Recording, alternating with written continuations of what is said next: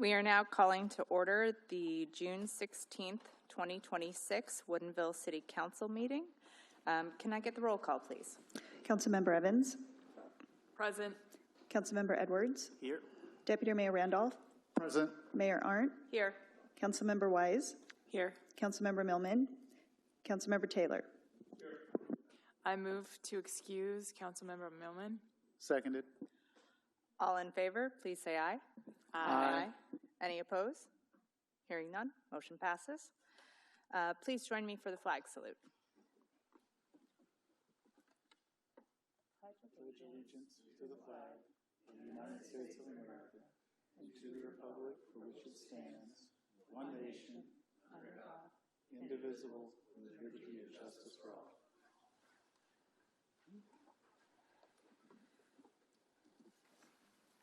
I have one adjustment to our existing agenda, and that would be we will no longer be interviewing someone for the Public Spaces Commission. And move to accept that agenda as amended. Second. I have a motion and a second. Would you like to make any comments? All right. All in favor, please say aye. Aye. Aye. Any opposed? Hearing none, motion passes. The agenda is approved as amended. And we have one special presentation this evening. We have Dave Hunter from Crown Bees, who will be talking about the Woodinville Glens project. Put the slides up. Oh, thank you very much. Council and the city, thank you. This has been a long, probably a year thinking this one through. I've met with Councilman Evans and Chambers a year ago, and this is where we've already given you guys a brief update of where we're headed.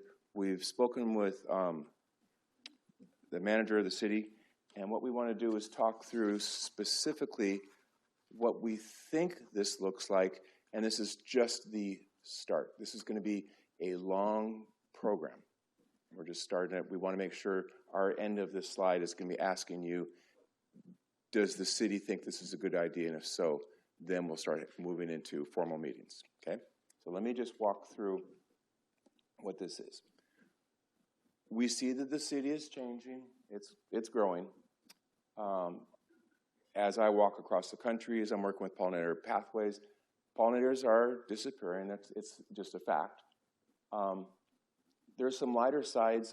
Art is I find that I appreciate art no matter what it is. I'm always kind of asking, why did they do this for me? But when we're looking at these glens, we're looking at, think of the trolls in the Northwest, these big old structures. Our vision is that you're going to come into Woodinville because you're going to find out what's at the glens, that these trolls, these end of pieces will bring people in to see what's going on. And then we also find, we'll explain how this works, this is going to be, we hope, an economic driver for businesses here and tax revenue for the city. And as you look at what is the glen, Milwaukee is, I think, a term you guys have understood, but very dense, very fast-growing forest that when you build over plants of a variety of species and you water it heavily, the roots start talking to each other and they're passing enzymes and proteins back and forth, and they just grow. So within 3 years, we'll show you some slides, you can't see through from me to you guys. It's just fast-growing forest. What we're envisioning is in all of these little spaces, you're going to find a pathway. You're going to, first of all, find a brown sign that says Milwaukee Forest or Woodinville Glens number 3. Get out of your car, get off your bike, walk through this space, and through here you're going to be discovering signs that are telling you something, QR codes, and you'll find at the tail end an art object. We've been talking with the art district. They're super excited. Can we put something that lasts here outdoors for 2 or 3 years? And they might be rotating. So this is where we're going. And it is, you're walking in, you're going to discover. We hope that you would learn something, experience something, and then cause you to dig deeper. And part of that is the Glenn's Guide. Would you mind covering this? Hello. So the Glenn's Guide is really kind of bringing the real world into digital. The whole idea is that we've got these different components that will tie all the different Glens together and give you kind of a deeper experience through websites, newsletters, digital media, and those kinds of things. So the idea is that you have one Glen, another Glen, another Glen. You can use QR code like you see it there to get more information and find your ways about the different plants and the history of the area. So it's not just walking through the forest, but it also gives the opportunity to go deeper and get more information. And also connects all of them together, so you can then look at this Glenn's Guide, whether it be a newsletter or even a media posting or the website. You can see what's going on and at the different Glens, what new Glens are there, and the idea is that it keeps staying fresh. It's always renewable because it's a digital entity. By taking all those elements, that also gives us the ability to do some gamification and also include local businesses. So without being intrusive of, you don't have the little gnome there and it says, come to Crown Bees, although Dave might want that. So the idea is that you'll be able to go to these different glens and discover the plant life there and the different information. But if you think about sort of Pokemon meets media education and local businesses, Pokemon Go rather, the idea of going there, experiencing it, you bring the kids, you can gather and collect bits of information using your phone to the point where you could also then add a system where you gather points, and then those points then give you the ability to unlock a treasure like a discount at Crown Bees or a scoop of ice cream. Are you going to do that? You can offer that? He's not going to offer that. Other places will offer that. But then the challenges themselves they can be quizzes, they can be find the object, scavenger hunts, puzzles, and things like that. Ultimately, what it leads you to is also information about local businesses and happenings and events. So the whole idea is that the Glen Guides and the digital components are a way to keep it all connected and fresh, getting city involved in terms of if there's some sort of activity that they want to do, it can tie into pollinators and all of that. So it's the idea is that it's, keeps the experiences fresh. It's fun with a dose of partnership with local businesses. And so it also gives us the opportunity to do some things and involve volunteers in the community while the Glens grow. So we don't have to say, okay, day one, look, here's the Glens. We dug up some dirt. We'll see you in 3 years. So the idea is that you can then move forward on this, keep people apprised of what's going on, keep it all connected. That's my pitch. Thank you. So we're thinking through sites. Some of them are private. Green Partners has said, we're already on with this, JBLM Farms, Chateau Saint Michel. I was at the Pollinator Fest, and here was the museum. We're putting together a pollinator path inside here. I said, well, why not have a Glens there? This is years from now, but why not touch any one of these things? And all of these 4 on the side have said they're in. They're going to be spending their own monies to put this Glen in, and whatever art they're funding, they're in, and I guess they're on board. The places that we're looking at, I think the city's already talking through putting Milwaukee Forest along. Is that the right word? Community and Aqua Center? What's the right word? That makes sense? What's the words? Sir, you guys know it. Back where my old office was, where the new trestle is going to be, or the old trestle is being pushed across there, there's that whole place that I think you guys are putting, what do you do when you're what's the right word? That one. Can we put a food forest? Here's an apple tree. Here's something. Can we walk along there? Can we, west of Target, look into someplace along the West Trails, the Rotary Park? Can we step over there a bit? Can we look up into the wood trails?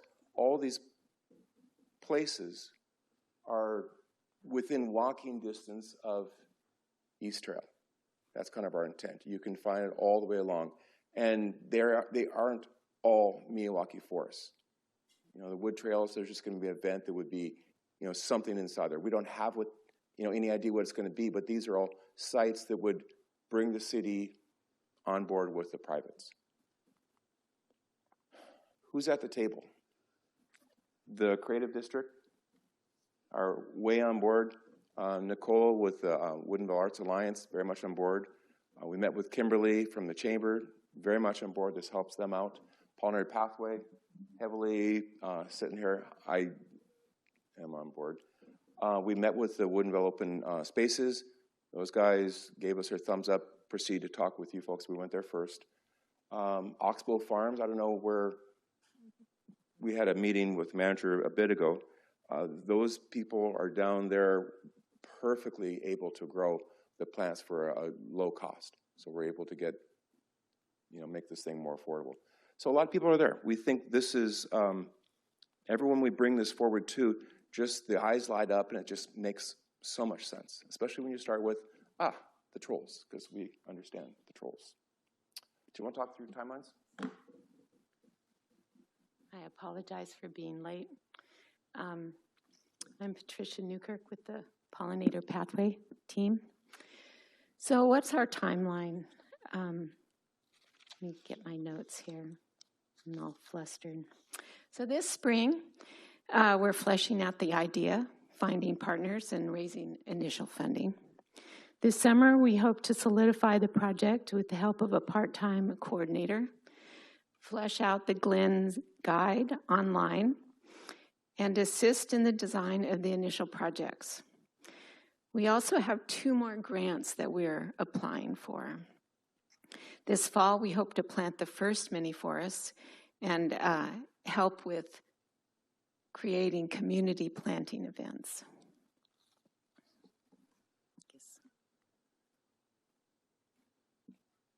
Yeah, what does success require? Well, we have 4 essentials. Water. With the mini forest, you have to water it for the first 2 summers, but after that, it becomes self-supporting.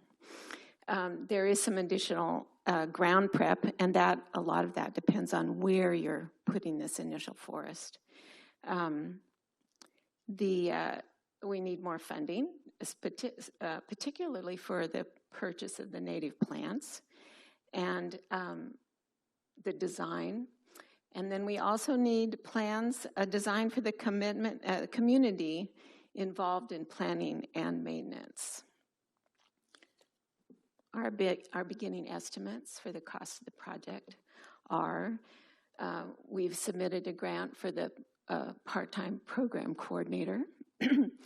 The Glenn website would initially cost us some money there, but ongoing it would probably cost more. How much we'll have to pay for the forest design is to be decided, and the native plant stock, depending, of course, on how big the forests are. And then signage and the city's participation would obviously be your part of the program.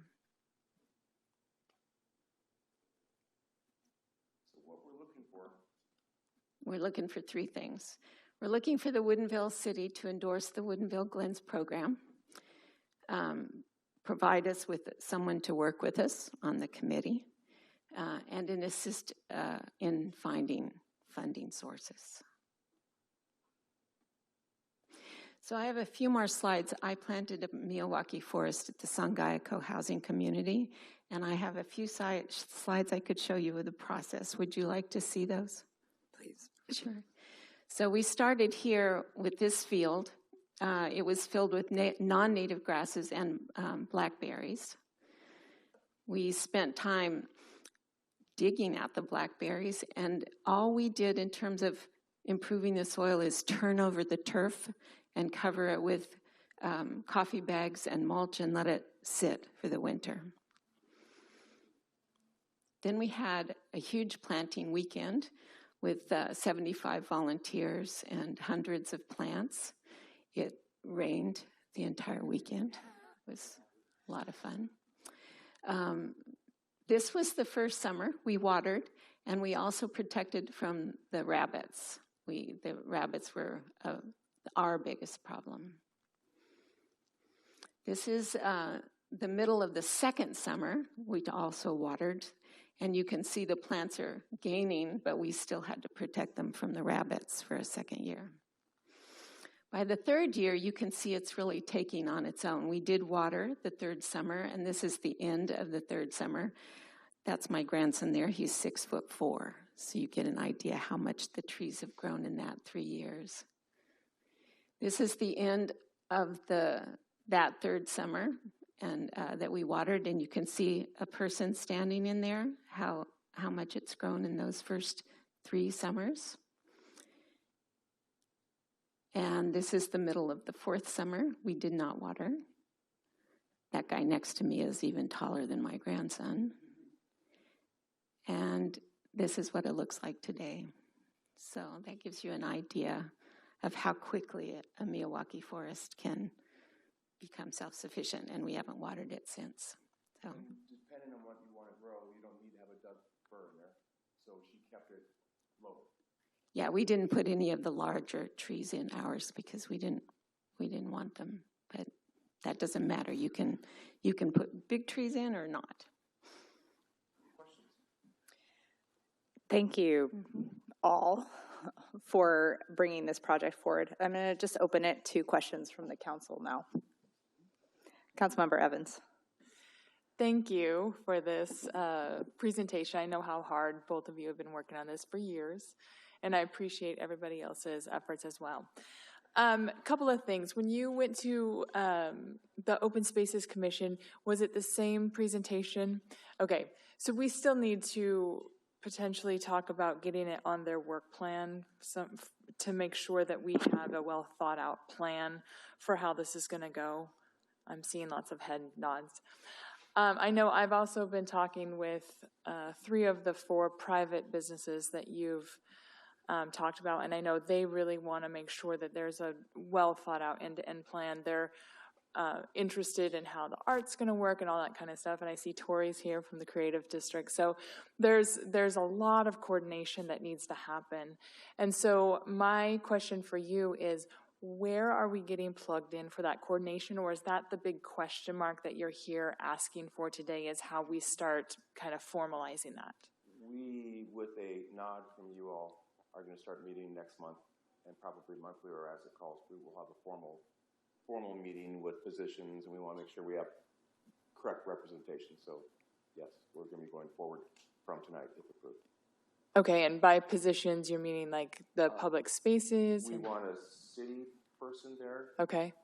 Public spaces, if that's important. We want to have the private partners there. We want to have our pathways, the Creative urban District. space, the art. So we want to have probably 9 people, maybe keep it about that number, and begin planning. I think our biggest question is how it gets coordinated too, which is why we made that first initial application for funding for a coordinator, because it's more than a volunteer group can do. So we think it needs somebody in charge, sort of, to pull this broad coalition together. I agree. And one of the reasons, I know most of us saw that For the Love of Cities presentation that we had, where the cities that they highlighted had these special, sticky, interesting pieces that brought people in and really made their cities a destination in a way that's different than coming to Wine Taste, which is not a bad thing, but we could use some other things. Yes, this is an and. And so I think this is a really great way for us to lean into how could that be Woodinvilleized, if that's a new word. And I know all of you are quite passionate about it. With the funding that you've applied for the coordinator, where did you apply for that at? Sarah Perry's. Okay. The mayor had suggested we look at that. Yeah. Correct. Okay. We haven't heard anything, but They said end of June is what we've been hearing touches bases back to us. So it's moving forward. We've said for anything that we applied for $72,000 worth of funds. Okay, great. Well, thank you. Keep us posted. just one last thing, just so you know. the team that brought you the boards and the pollinators? Same team. Same thing, So we can do it. And one other, okay, go ahead. Yes, sir. Deputy Mayor. Yeah, I did have one question. As you all have pointed out, this is definitely going to be a multi-year type of project. So the coordinator, where would that coordinator sit, since I am looking at multiple organizations Yes. that would be proficient in organizing? What would that coordinator be funded by, and how would they exist in that group? I don't know yet with the funds. We'll see if we get the funds. If not, we'll try to wing it with volunteer till we do achieve funds. But that position might not be leading the group, but will be doing a lot of the heavy lifting. And could be remote. I mean, we're still working on the structure of everything, but now we have representation of pollinator groups, Crown Bees, Creative District, Arts Alliance, and more. And so we'll sort that out as we're going forward. We're trying to get a foundation, a real foundation. That's why we did a budget that we think is realistic, and then trying to get the funds that can kickstart all this too.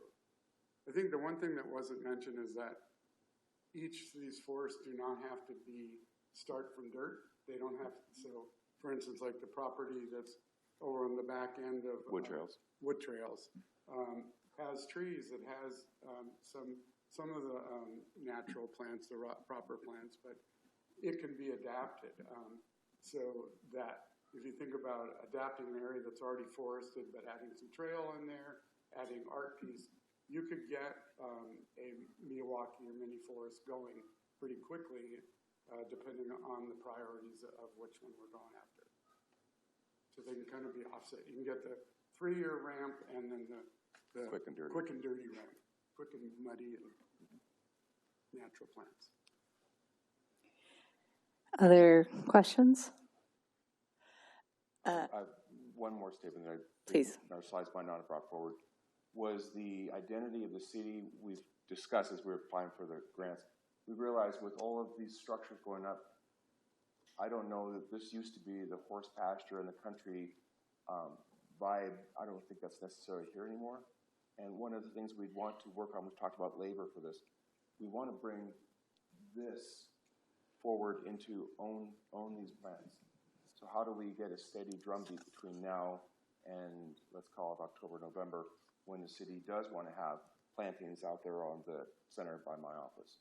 That's going to take a lot of labor, and it's here, but it's going to take marketing thoughts and a steady drumbeat to get the involvement that's volunteer. It just makes this thing a lot more affordable.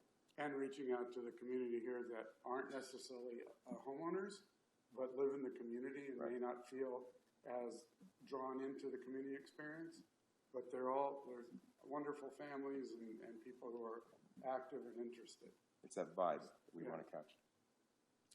Councilmember Evans. So the city's going to be at each of the Celebrate Woodinville events this summer. So four Wednesdays and then a Saturday in August, the 4 Wednesdays in July. I'm wondering if this might be one of the topics. I'm not sure if we have things planned, but I'm wondering if this could be one of the topics that we have to engage, because a huge swath of our community comes out to those events. It's something we can look at. I know that our staff has done quite a bit of planning on those different events already, especially around the East Trail project, but I can circle back with them and we can talk about that. Yeah, or maybe you could have a booth as well. We could talk with the chamber and see. It's a good place to engage with people who are already out there and help plant those seeds. I know the mayor writes a letter to residents each quarter, so it's something that could be included there as well when we get there. So there's a lot of opportunities. We just need to get it plugged in and coordinated so that it's not all these one-off actions that don't, get traction and get movement. Yeah, thanks. I do like the fact that you said plant those seeds. Thank you. I don't think we can take action right now at this time, but I would encourage you all to stay for our first business item where we are talking about the Milwaukee Forest installation. And I think there is some good synergy between what is happening in the city and your group, and I look forward to seeing what becomes of this project as it coalesces and evolves. And I am hopeful that you can get some grant funding to get you set up in a really strong place. So thank you. Thank you. All right. We will now move to public comments.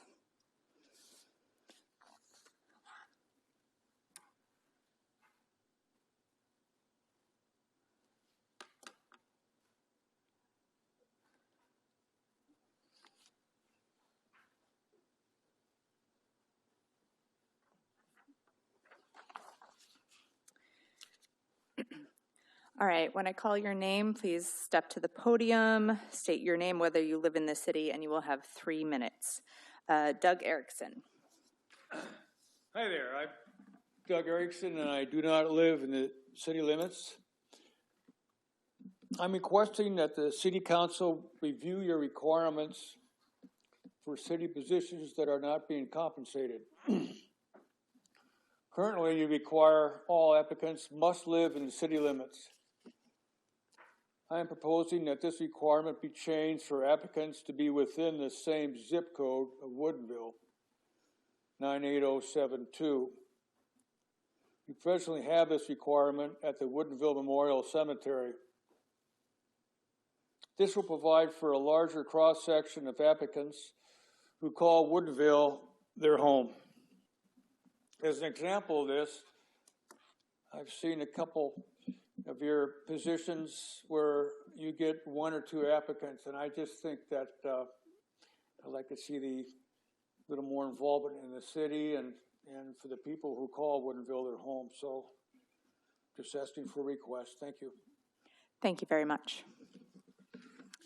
That is the only person we have signed up for public comment this evening. Consent calendar. I move to accept the consent calendar as written. Second. I have a motion and a second. Any comments? Seeing none, all in favor, please say aye. Aye. Any opposed? Hearing none, motion passes. And we're now going to move into our first business item, which is the approval of a Miyawaki forest installation. Thank you, Madam Mayor, Council. While Asha's bringing up the presentation, I'll just do a quick introduction on this. So I think, as the Mayor mentioned, this is a great opportunity for some synergy from some different interests and ideas that the community that's come forth from the community and from the council specifically in the last, we'll say, year, specifically around the Miyawaki Forest, and I think some opportunity with, as we'll see in the presentation. I know there was an interest from the council to pursue this Miyawaki Forest idea and installing something in the community on city property. Fortuitously, we just acquired a number of acres for the rec center and aquatic center just north of downtown along the East Rail. With that property, of course, on the north end of that property is Little Bear Creek, which when that property is redeveloped will require not mitigation, but the replanting of the buffer area there along Little Bear Creek. So we know that in the future there's going to be a need to do some serious landscaping and mitigation there. And there's this idea to do a Miyawaki Forest. So this opportunity, as the Mayor mentioned, a synergy possibility to do both of those and potentially wrap in this idea with the Woodinville Glens concept that is, I think, still in development. So a lot of kind of pieces may be aligning here that work really well together. And with that, I'll turn it over to Asha, and she can kind of walk through the details on this. Thank you, Mr. Buchanan. I think that we had amazing presentation and information provided during the special presentation, so I'll keep some of the technical details at very high level and also just skim through that. As you already heard, what is Miyawaki Forest? It is a dense planting of diverse native trees, shrubs, and ground cover. It uses species that are for local ecological conditions, helps with the native forest ecosystem creation, and also helps create habitat for wildlife too. So there is, and as I said, I think you heard a lot of that information during the special presentation, but in addition to all that information, it also helps with increased stormwater infiltration, looking from the public works side as well. It reduces erosion, flooding, especially the site that we are looking at where there is the restoration and vegetation could definitely the site can definitely use some help with it as well. So the proposed project that we are here for today, it includes installing the Milwaukee Forest, and in addition to doing the Milwaukee Forest, also adding in a walking loop trail along the forest area, and also something as a future is to create a gathering area space for future public art, educational signage, community, just as regular community gathering space as well.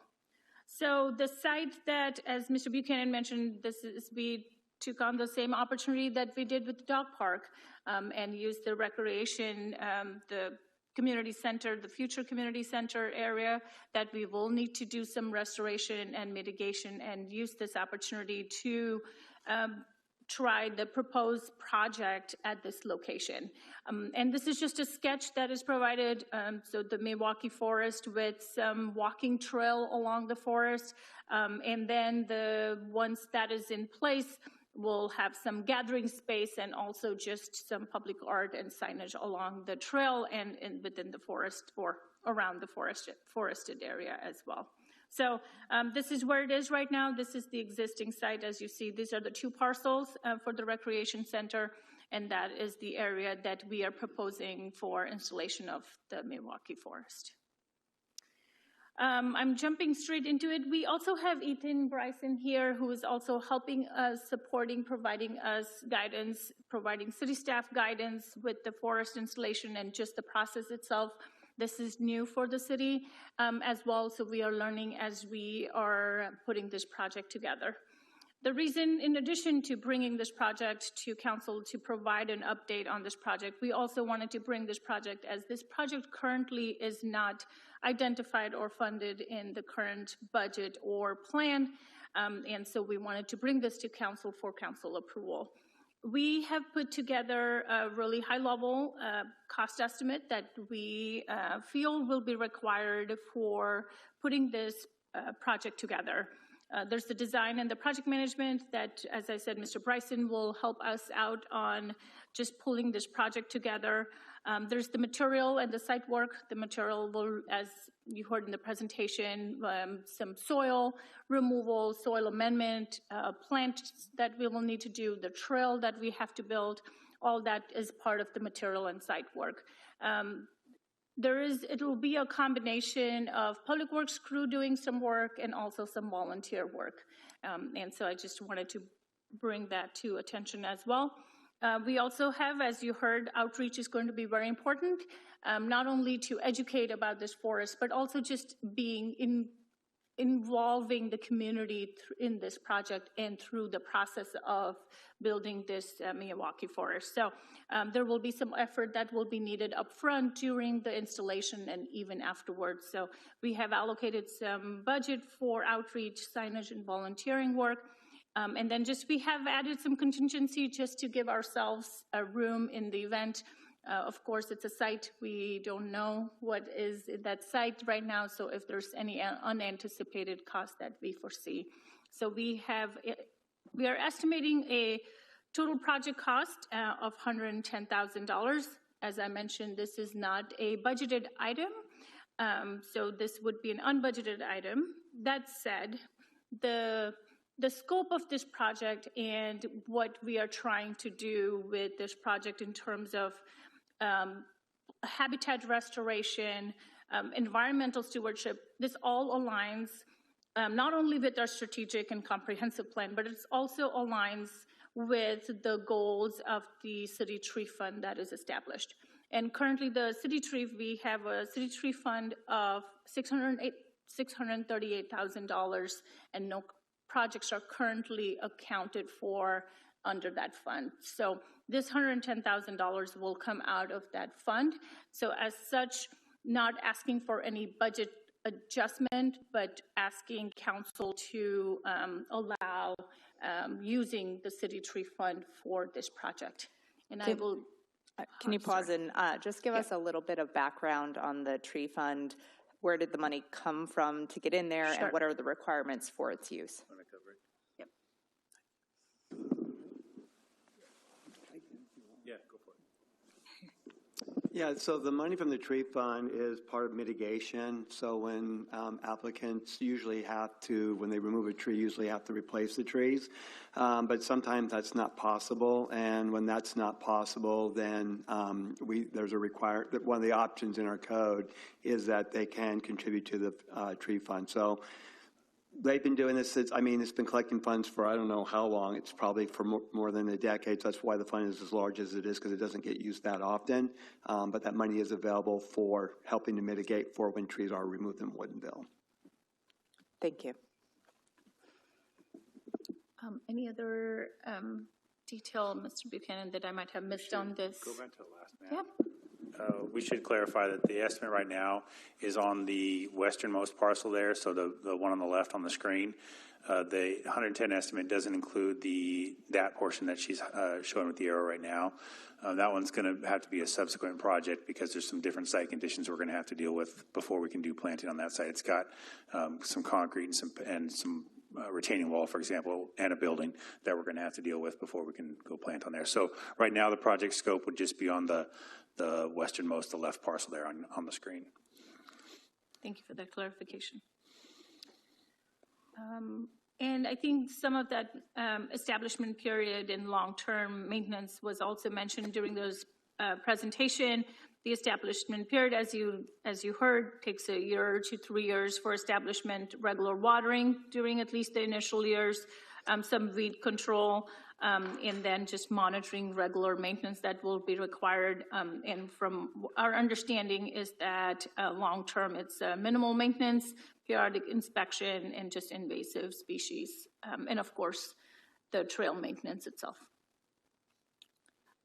So the next step, if council approves this, the next step is for us to finalize the design, and once the design is finalized, do the site prep for the actual installation. We are hoping to start that this summer with community outreach also going in parallel as we start the design and site preparation, and also continue that as we get the volunteers to do the installation itself. The planting as of now would be, if based on this timeline, would be in fall, sometime in October. We haven't decided on the date or anything, but that'll be part of what we will do once council approves this project. And then we are hoping that the construction or the forest will be complete as far as the initial installation by end of this year. So let me add just two things. So one thing is, so this project is not necessarily building the Woodinville Glens at the moment, right? It's accommodating for if that's where we end up going with things, right? It's got the space to do that. We'll create a node for that art and all that, but it's not necessarily implementing that right now. So I just want to be clear on that piece. The other piece is I think Asha wildly undersold the amount of volunteer help we're going to need on this. And Ethan can certainly talk about it, but when we've had some of the planning discussions on this, we're going to need 100+ volunteers for that planting day. It's going to be thousands of plants and trees that we're going to have to do. So we're going to need people and shovels to show up that day. So there's going to have to be a concerted effort to turn out that volunteer small army when that time comes. And that will be part of our planning over the summer and into the fall as we shoot for that early October planting date. Deputy Mayor. Just for some perspective, going back to that site plan, is there, can you give us an approximate size of that space? I think so too. I think I had 10,000 square feet. We both may be misremembering this, but we're both thinking somewhere in the 12,000 square foot range. Got it. So a half, roughly a quarter, a little over a quarter acre. I'm sorry? Roughly over a quarter acre or so. Yeah. Okay, so, and one other question that I had, if I can sneak this in here, is there any limitation to the amount of volunteer hours that someone could help with this project? I suppose just the limit of how many plants we have out there, but that's in the thousands, so not practically, no. It's going to take some effort to do this, for sure. Councilmember Edwards. Thank you. You brought up the maintenance slide. Do we have any estimate of what that could potentially be in terms of the ongoing cost for maintenance? We currently don't have that, but that will be part of when we do put the budget together. That will be something that we will estimate and, use our best estimate and propose that in our budget when we bring that to council later this year. I would imagine it's going to be along the lines of, it's the same type of work that we have to do on wood trails, for example, right? So it's not necessarily a daily thing, but it's checking, making sure that there's no, major damage, whether it's vandalism or natural occurrence that's happened on the trail, for example, where, every so often we need to go through there and do some leveling and throw some more wood chips down. But it's not a daily maintenance cost for us.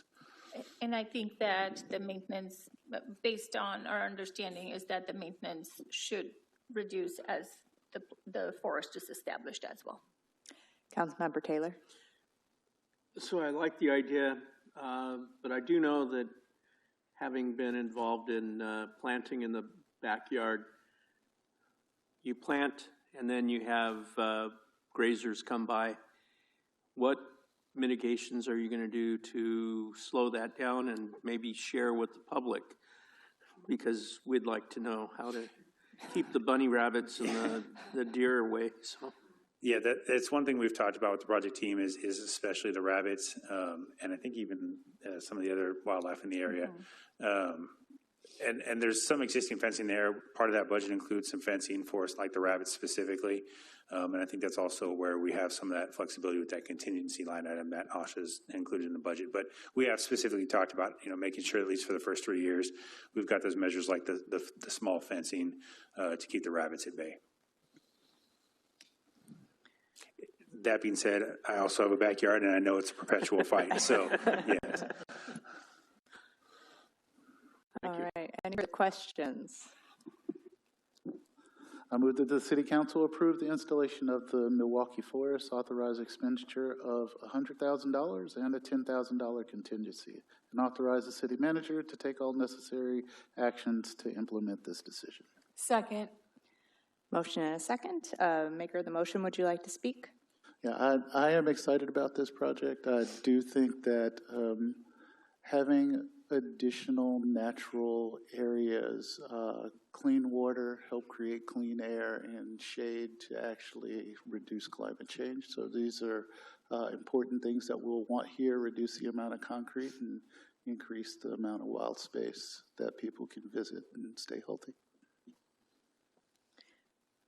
I will just also add that I think that there's so many good benefits from this project, not only for Little Bear Creek and our natural environment in the city and restoring that property to just a better condition, but I love that this is setting the stage for potential partnership in the future, so that we as a city can build up that property and create the space so that we could move forward potentially as the Woodinville Glens project moves forward itself. So, Councilmember Evans, sorry.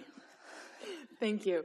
I just want to thank also all of you passionate people who have been coming and talking to us about this for the last few years. So thank you for continuing to work through the process with us. I know I've told you many times, government does not move at the speed of business, so it just takes a while, but I'm excited to see where we've gotten to. I also would like to ask the city, can we make sure that we take lots of pictures and some video and stuff along the way so that we can show the transformation over time? Because I think in 5 years, 7 years, people are not going to believe the transformation that will happen there in terms of what it looks like, what the experience is like, and the pollinators and the wildlife that come back. Madam Mayor, if I may, I should caution all of you, a yes vote comes with the implied commitment to show up on a Saturday in October with a shovel. Just keep that in mind as you're voting. So. Thank you for that reminder. I think I can fully support showing up and helping plant some trees and bringing some middle schoolers along. All right, seeing no further comments, all in favor of the motion, please say aye. Aye.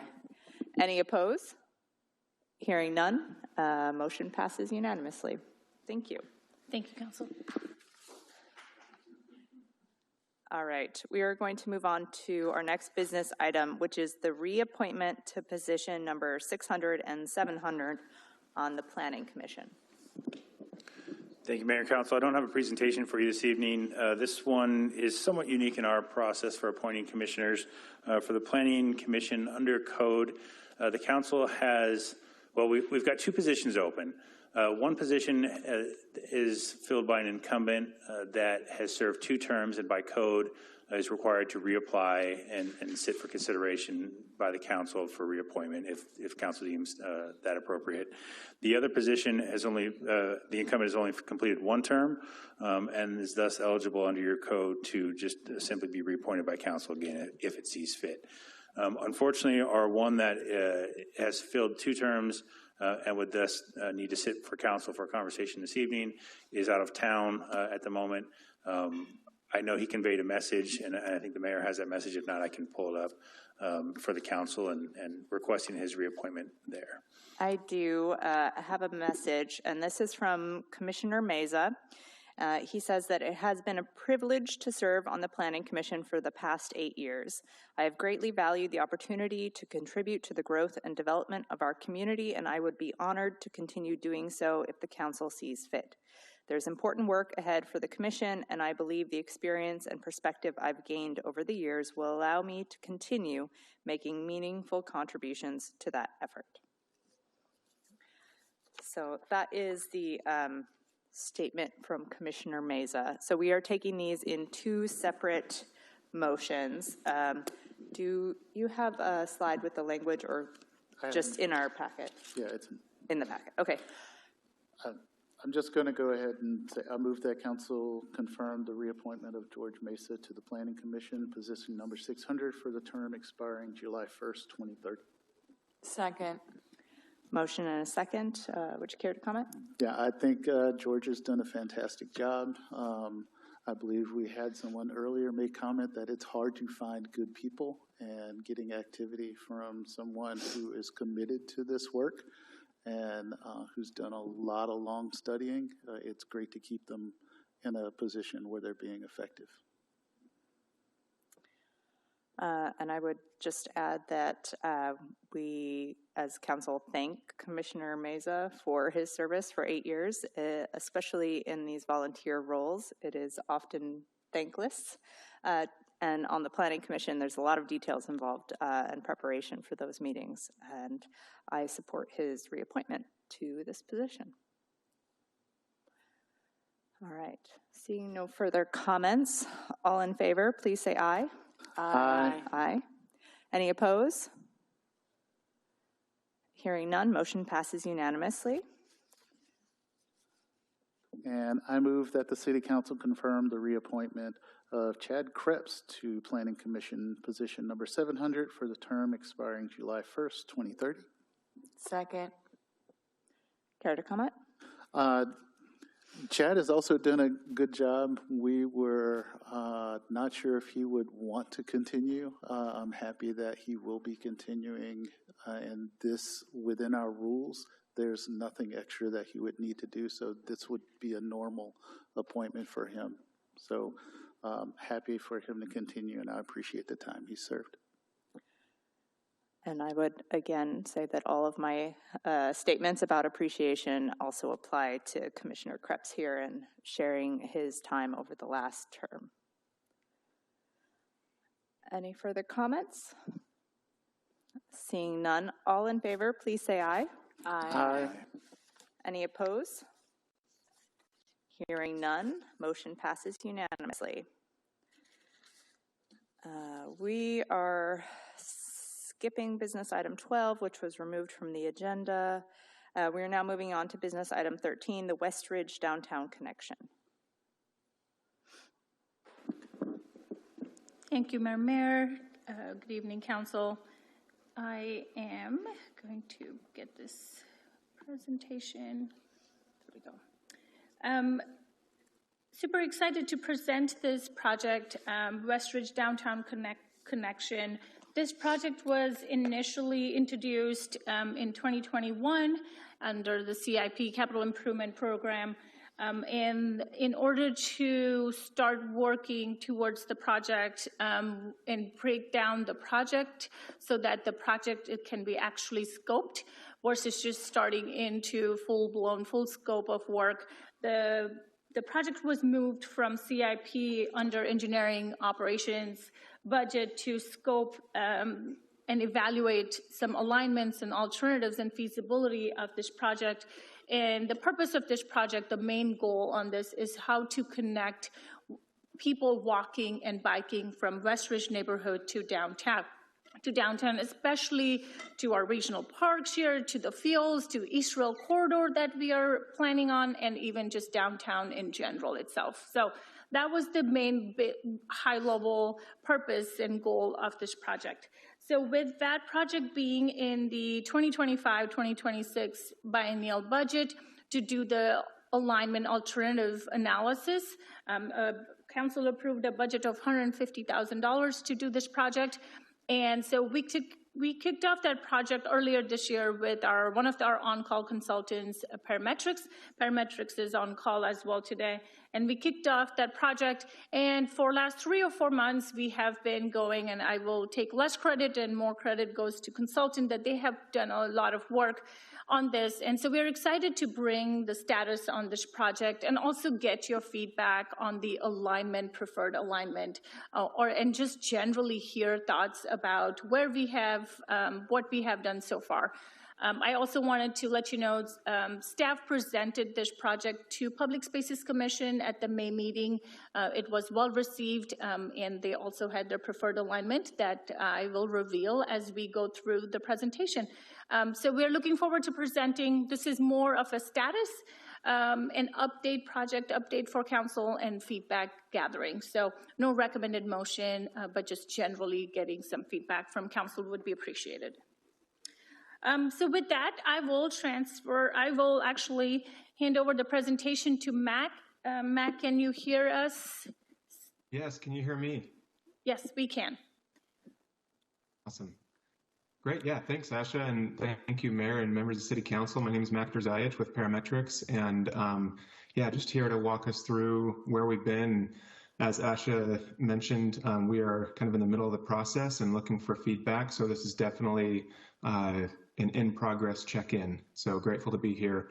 Asha already talked about kind of the overall project purpose, so I won't spend too much time on that, but just to give you a visual, trying to make some kind of connection, especially for bicyclists and pedestrians between the Westridge and neighborhood and downtown Woodinville, something that's safe, something that's potentially accessible, and something that's feasible. So if you can go to the next slide, I'd like to walk through just really briefly,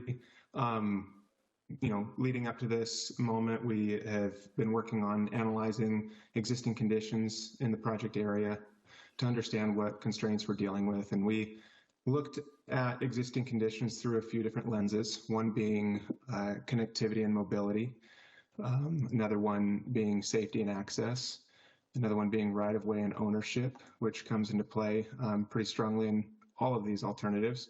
And then also any other potential barriers. It's no secret to everyone that one of the biggest constraints here is that the slope separating Westridge and downtown is very steep and sometimes up to 50%. So we've got our work cut out for us to see if there's a way to make a better connection. Currently, as you know, 124th Avenue is really the only way to get between Westridge neighborhood and downtown without taking a major detour down Winery Hill on the south end of the city. So happy to dive into answer questions about existing conditions, but for sake of time, I wanted to advance to the next slide and talk about some evaluation criteria that we developed as even before we identified potential alignments. We wanted to make sure we kind of had a framework to evaluate and critique these alignments through. And so This slide and the next slide shows a series of 5 categories, and within each category, in that measure column, this is really the criteria. And then the definition column that you see is kind of the metric, how we are actually scoring it. And so the idea is that we take the alignments that we present you today and we kind of put them through a scoring process. We have not done that yet because we'd like to kind of get feedback from City Council on the criteria themselves, as well as, there's going to be some more input from city staff on the weighting of these criteria, because not all of these criteria are created equal. But for example, number 1, under connectivity, neighborhood connection, this is really at the crux of the project, but in analyzing the different potential alignments, we'd like to understand how direct they are, because that's a major part of this is the connection. We don't want a connection that requires a large detour or doesn't feel intuitive to people making the trip. So that's just an example of one of the measures that we're looking at. Also under connectivity is existing facilities, capitalizing on previous investments, making sure we're trying to connect to existing facilities, as well as future facilities that have been identified in previous plans. Access, we're really talking about trying to make the best connection to any potential destinations. Really downtown and Westridge as a whole is really our 2 kind of endpoints and termini here, but we're looking at it whether or not these alternatives connect to any other destinations. Multimodality refers to how well this serves multiple modes like bicyclists and pedestrians. And then ADA compliance refers to PROAG standards for accessibility. If you go to the next slide, you can see some of the other evaluation criteria, including safety, which refers both to perceived, level of comfort for those outside of a car and their exposure to vehicle traffic, as well as personal comfort and security. So that is something we wanted to raise as just a potential concern that should be considered with some of these alignments. And then feasibility refers to environmental impacts, acquisition and ownership, coordination with other agencies and stakeholders, and utilities. The Olympic pipeline, we don't have to flip back to the map, but the Olympic pipeline runs right through Westridge. And so any kind of crossing of that could trigger some additional coordination. We want to make sure that we know what all the triggers are for these alignments. So lastly, implementation related to cost. And I'm sure that's probably the one everyone's the most curious about. So these are things that we will run these alignments through to get a more quantitative look at how they're reaching the goals of the project. So let's go on to the next slide, which should show some of the initial project alignments. And so I just wanted to interrupt just a little bit and add to this that a lot of the evaluation criteria that you see here have come from transportation plan that we prepared, strategic plan, comprehensive plan, our engineering, also the transportation specifications and guidelines. So these have just an ADA plan as well. So this all have fed into the evaluation criteria as to how to evaluate any alignments that we pick. So these are the project alignments that Mac was going to go over. Yeah. Mac, back to you. Yeah, thanks for that clarification. Appreciate it. So what you see on the map here is honestly some spaghetti we threw on the wall. Not totally. I mean, these were some educated. This came out of our existing conditions analysis, but we really wanted to just start making our way down the hill some way to see if there's any kind of opportunities to penetrate that major barrier, which is that slope. And so we started to look all the way up from 124th down to Winery Hill, 143rd there at the south end of the city, to see if there were just some preliminary options that were worth exploring. And ultimately, the project contract scoped for the consultant to analyze 3 different alignments. And so you'll see a few here that are grayed out. These are ones that ultimately did not proceed through to further development because of some red flags that were presented with those, including the need to utilize private roads or residential property, or just the lack of directness or intuitiveness. A lot of these, these ones that were ultimately eliminated from the options was, they're kind of deep into the neighborhood, not very publicly intuitive to access those from 124th, for example. So these were some high-level considerations we gave to trying to fit within the scope and picking 3 that we could analyze further. And so I'd like to walk through from top to bottom now some of those alignments. So first with 124th, alignment A, if you go to the next slide. Alignment A looks at enhancing bicycle and pedestrian connections down 124th. This is in a very constrained corridor. The cross-section on the top shows the tower in the back that is inches from the edge of the roadway on the inside curve. This happens in a couple locations where utility poles are just right off the roadway. Not to mention the inside curve has very poor sight lines, and it's ultimately just a pretty hostile environment for pedestrians and bicyclists, especially given the downhill speeds and sight distances, or lack thereof, on the inside curve. And so we gravitated towards trying to come up with a solution along the outside curve, and only on one side, again, because of the constrained nature of the corridor. 60-foot right-of-way. The top cross-section you see, I don't know if it's visible for you on the screen, shows where that existing fog line is. That's, and then there's a couple feet of pavement, give or take, on the outside of that, and that's your existing roadway. So this cross-section definitely proposes an expansion of the paved surface, and because of the terrain, would require some significant retaining. And so that's what's indicated by the maroon walls, the maroon lines that you see on the outside of the curve. These are locations that we anticipate at the least would need retaining walls. And so this, some positives to this one is that it utilizes public right-of-way. We're still, looking at what the exact impacts on adjacent properties would be. There are some private driveway accesses around kind of the crest of this curve that would be impacted. And so this, however, is what we feel is probably the best alignment if we were to use 124th. And I'll just kind of stop there, and I don't know if, feel free to interrupt if you have questions, but we can go to the next slide, which just summarizes. We're going to take some questions. Deputy Councilmember, who wants to go first? Councilmember Evans. Okay, well, thank you for this. I drive this route every day, and I know that at some of these places, not only is that utility right off the road, but there's literally like 2 or 3 inches of paved area, and then it goes off a cliff. I've also witnessed people go way too fast down that hill.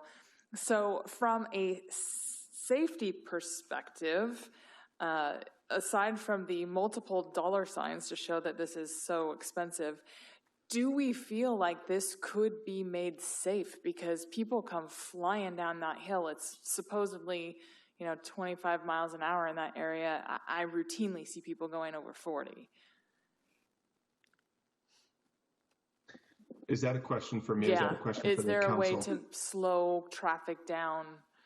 Mac, I can take that. And I think that, so this is the part of, coming up with alignments, right? And this is where this is. So in terms of 124th, this alignment, what it does give is that it is giving you a separated sidewalk. So it is, and that's what we are trying to show, that this is what that section looks like, that there is the 2 travel lanes. There is a potential for us to do, there will be some traffic calming that will have to go definitely along the curve as we go from 124th come to downtown. But yes, the safety, there's the personal safety perception, right? That I am right next to these cars that are there.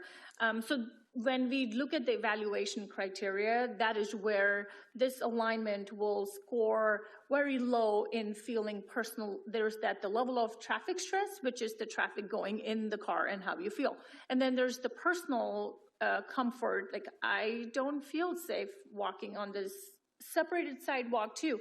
So yes, there are things that when we look at this alignment, if this is a preferred alignment, we would look at different ways of making the sidewalk as safe as possible within the constraints, because there's not that much space available either because of the slopes, because of the curves, because of the side distance. So there is a limited capacity to go anything more than what we can do in here. So there's a limited, but this was an alignment, as we said. We are looking at all the possible alignment, and this alignment is that it is within the right-of-way. It is ADA compliant because now you have a sidewalk, right? And it is going to connect to existing facilities. So this is where we will start ranking the alignment, but this is where we want council to give us feedback like this is great. It meets the ADA compliant. It is ADA compliant, but the personal stress of going and walking on this does not feel. And that's the kind of feedback that we are looking for in terms of this alignment as well. So, and I want to make sure this is not the first and the only touch that council has. Like, this is where we are trying to get feedback from council so that we can narrow down the alignments, and then we'll come back. Okay, so I'll just put a couple other things out there and then I'll let somebody else speak. But I worry about how we get people across the street.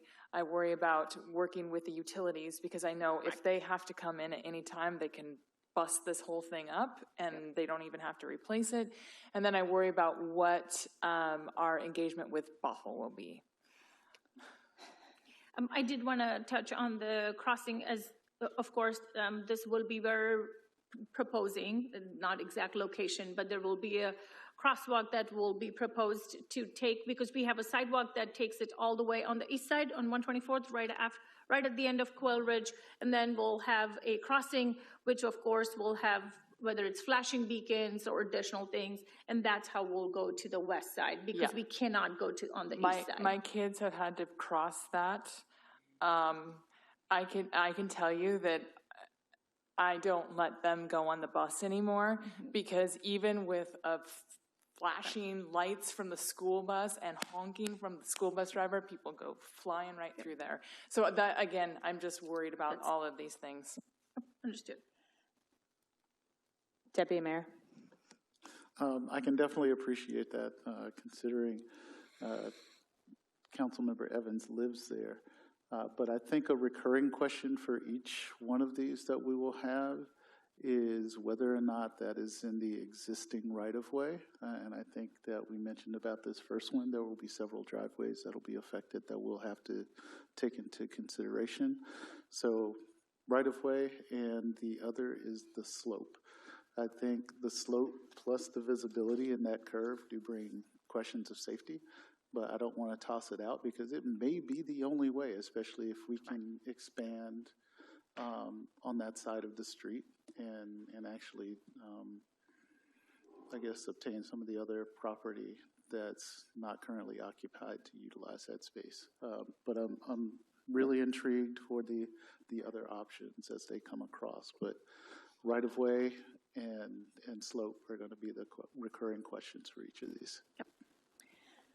And I will just build off a couple of those points. With this alignment, I see, also living in the area and traveling up and down this hill, I know that there would be a need for significant buildup to make that sidewalk, because it does drop away quite quickly. And so, again, my questions are, how much of the residential property along that curve are we going to have to eat into to do this? And what is the cost of building up that retaining wall for the sidewalk? Even though it is our existing right-of-way, I think those are two potential items that could really add to that cost. And as Councilmember Evans has said, the speeds on that road are terrifying at times. And I've personally witnessed at least 3 vehicles come down that hill and flip over the guardrail, which would be where that sidewalk is set to go, which would put them directly through the sidewalk.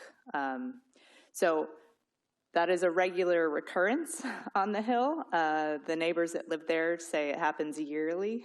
I don't know if that's true, but I've certainly witnessed multiple occasions. So I would say that we would certainly need to invest in some traffic calming if that was the alignment that we went with. But since it is along the existing roadway, it does intuitively make sense for how you would connect to downtown, and it does build off of our existing infrastructure. So I think that I would just want to see some more details on how we can address some of those issues. But obviously we have more options to consider. Councilmember Edwards. Thank you. Yeah, I also have significant concerns with the traffic and safety of that slope there specifically. And also, there are things you can do for calming traffic and things of that nature, but that is one of the key gateways into the downtown area that probably, in terms of the buildup that goes there, can be up to an hour long sometimes during the busiest time to get down there. So the work that would need to be done in this area too, and the impacts it could have to our downtown area, I don't know how long it would take to do all this, and the impacts that could also have on this being that key gateway from the Kirkland area into, and part of Bothell into Woodinville. Those are significant concerns I have. I don't know how that would impact it, but those would come to mind when we talk about this specific route and the work that would need to be done here.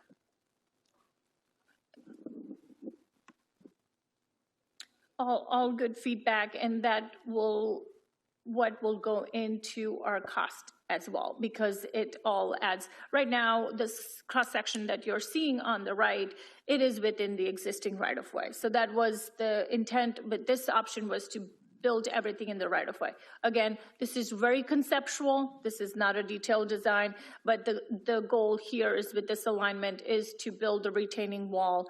All the infrastructure that we would be building, including any traffic calming device, everything needs to be within the right-of-way. That is that option, is to keep that within the existing right-of-way. But that, of course, there are costs that are associated, impacts that will come. So that will get weighed in. And that's where you will see, when you see different options, you will see some of these criteria starts to fall off and one becomes more favorable than the other one. So I'm glad that we started with the one that had the most discussion. So we will, and of course there are other ones too, other alignments. So if there are no questions, we can go to the next alignment. Okay. Yeah, thanks for that feedback. It's really great. And that's the point of this, right? You're not offending anyone who's put together this material. We're here to get critique and find holes in some of these concepts so that we can finalize it and make it stronger moving forward. So I really appreciate you raising the concerns. These are some concerns we have too. So we have a series of alignments for alignment B. Just because there's more than one way to get down the hill, and we wanted to kind of present a variety of options just to kind of look at different variables. And so alignment B1, our primary kind of variable here was like, is there a way that we can get pedestrians down the hill on a 5% slope, which is kind of the ADA limit, maximum slope. And so as you can see, that creates because of the elevation change, trying to get down there at 5% slope creates a longer path length, and it creates a lot of switchbacks, a lot of footprint, if you will, on the land. And so this particular project, while we think we can do it, it includes a lot of retaining walls, as shown by those maroon lines, a lot of switchbacks, a very indirect route altogether. I mean, the perception is that it's a direct route because you head north and you head east from Westridge to get to downtown. However, actually traversing it is quite indirect. And so some of the positives of this is we're getting people off of the street. We're physically separated. We're kind of eliminating some of those concerns you mentioned about 124th and the vehicle traffic and the speeds and the exposure of pedestrians and bicyclists to cars. We're showing, some of the initial estimates we generated were based on a 6-foot path, just because we knew that the terrain would be really tough and be huge impacts to go much wider. So it's really not a multi-use path in terms of width and accommodating bicyclists and pedestrians, but it is a way to make your way between West Ridge and downtown down to 173rd. I'll just note too, there's a stub street at the bottom by 173rd that we're utilizing to tie into in all of these B options that is city owned. So we can go to the next, I'll show you all the B alignments and maybe we can have discussion. This alignment, we're trying to minimize impacts while still providing a rolling or, continuous ramp pathway, if you will, down the hill. And so this, you'll notice significantly less switchbacks. The path length is decreased quite significantly, but the trade-off is that it's technically not an ADA compliant pathway. Sometimes the slope, we use 10% maximum slope as kind of our placeholder there. And so, again, cross sections look pretty similar, just less switchbacks, less retaining walls, and ultimately, if you go to the next slide, this is lower cost because of those things. But we kind of lose that accessibility aspect. B3 is, we wanted to look at just a stairs option. So obviously not ADA, but it's a more direct route, shorter path length, and it's a lower impact on the parcels that are being proposed be utilized for this. So less footprint on the land. And using paths where we don't need a retaining wall and using stairs to eliminate the need for retaining walls is basically the approach here. So this is lowest cost option here. And then with B4, we wanted to basically take B2 with a 10% slope with the limited switchbacks, but kind of creating a hybrid by creating a second option, a second route with stairs to make a more direct route. And then the switchbacks could be utilized for those who need to have a continuous path or can't use the stairs or want the scenic route. So cost would be quite similar to B2, which is with the addition of the stairs.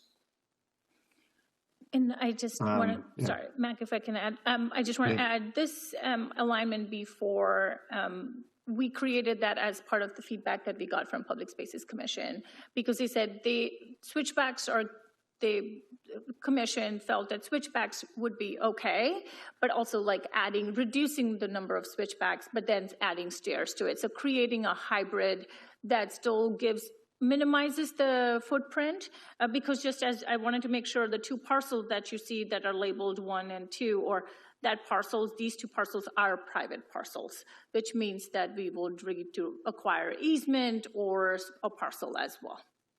Deputy Mayor. Point of clarity, is this, the flat path, is it accessible all the way to the top of the hill, or do you have to switch between stairs and the path? And to tell you what I'm thinking of is families with strollers. Is it a walkable path for those families? Yeah. So that's exactly what B4 addresses. It provides a rolling, you could use a stroller and follow a path the whole way.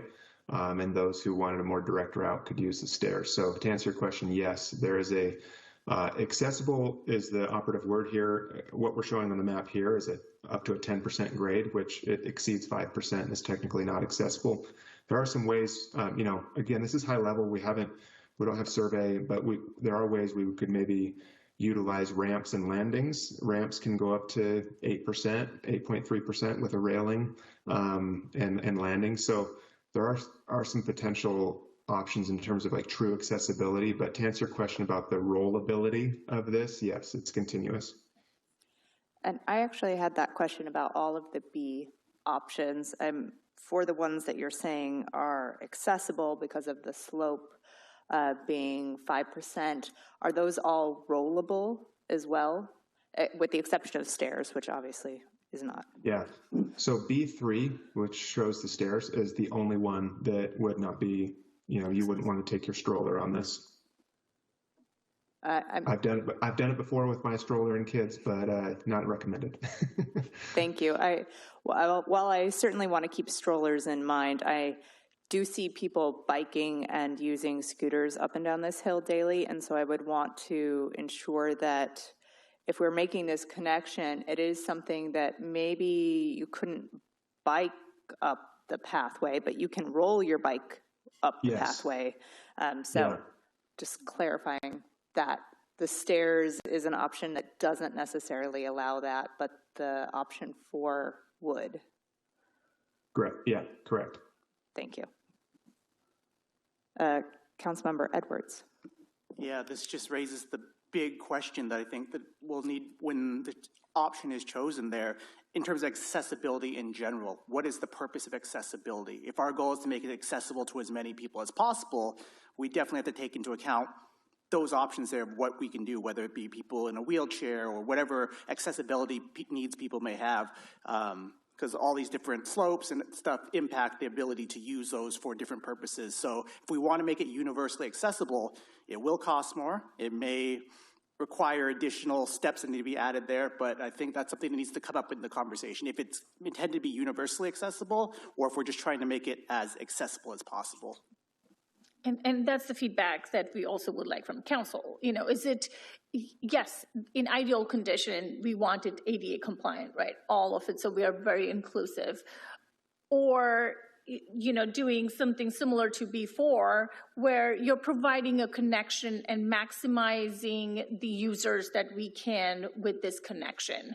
So yes, you can use the stroller, you can use the stairs, but then is it ADA compliant or not? So that is where we need feedback from council on that too, is to understand the, you know, that way 124th gives you all that option. Like you can take the stroller, you can, yes, but that comes at a cost. Other things are coming, you know, it comes at a cost of cost itself, but also just the safety, personal comfort level, and just safety in general.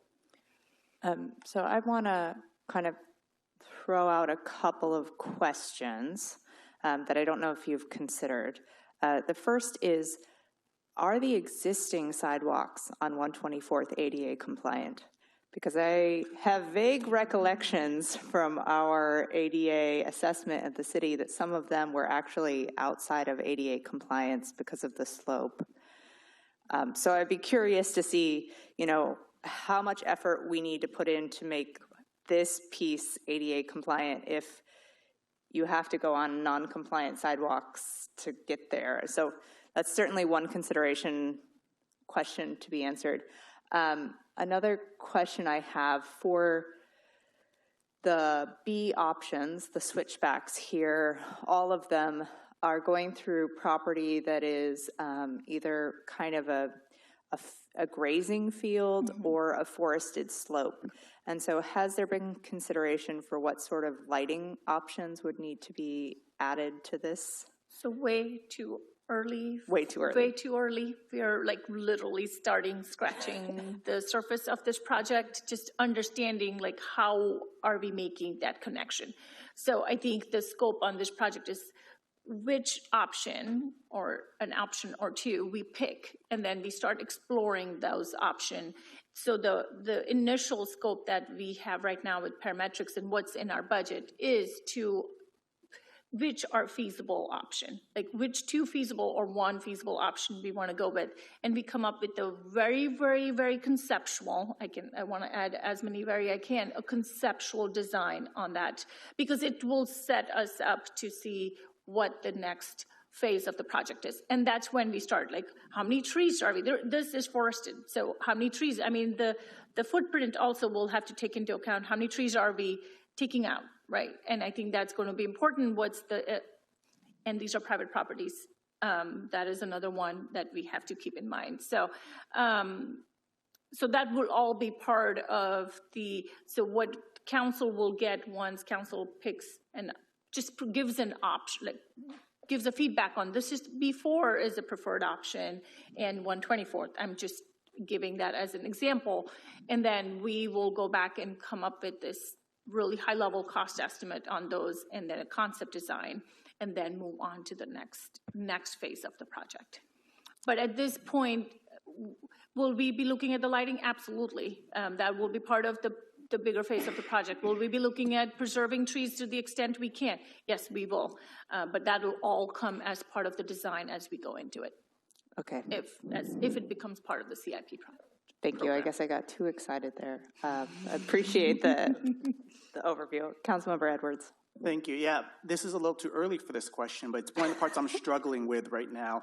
We see the dollar signs, and they make sense, but they also don't mean anything to me. As in, what are these all financially feasible? Like, if we want to go with these options, could we afford all these options? It's just a matter of, yeah, there's to be levels of variability in how much we're paying, or are some of these options so much higher that we wouldn't be obtainable, I guess. The numbers are hard to understand here. I mean, yeah, it's hard when you're just looking at how many dollar signs, but I mean, to be perfectly blunt, these are all going to be wildly expensive. Any single one of these, right? The $1 sign is going to be wildly expensive. Multiply that times 5 and you get to the high end of it. Councilmember Evans. Okay, speaking of that, if we look at the B ones, are those dollar signs taking into account the potential cost for acquiring the land? Or is it just, it is? It does, okay. yes. So, yeah.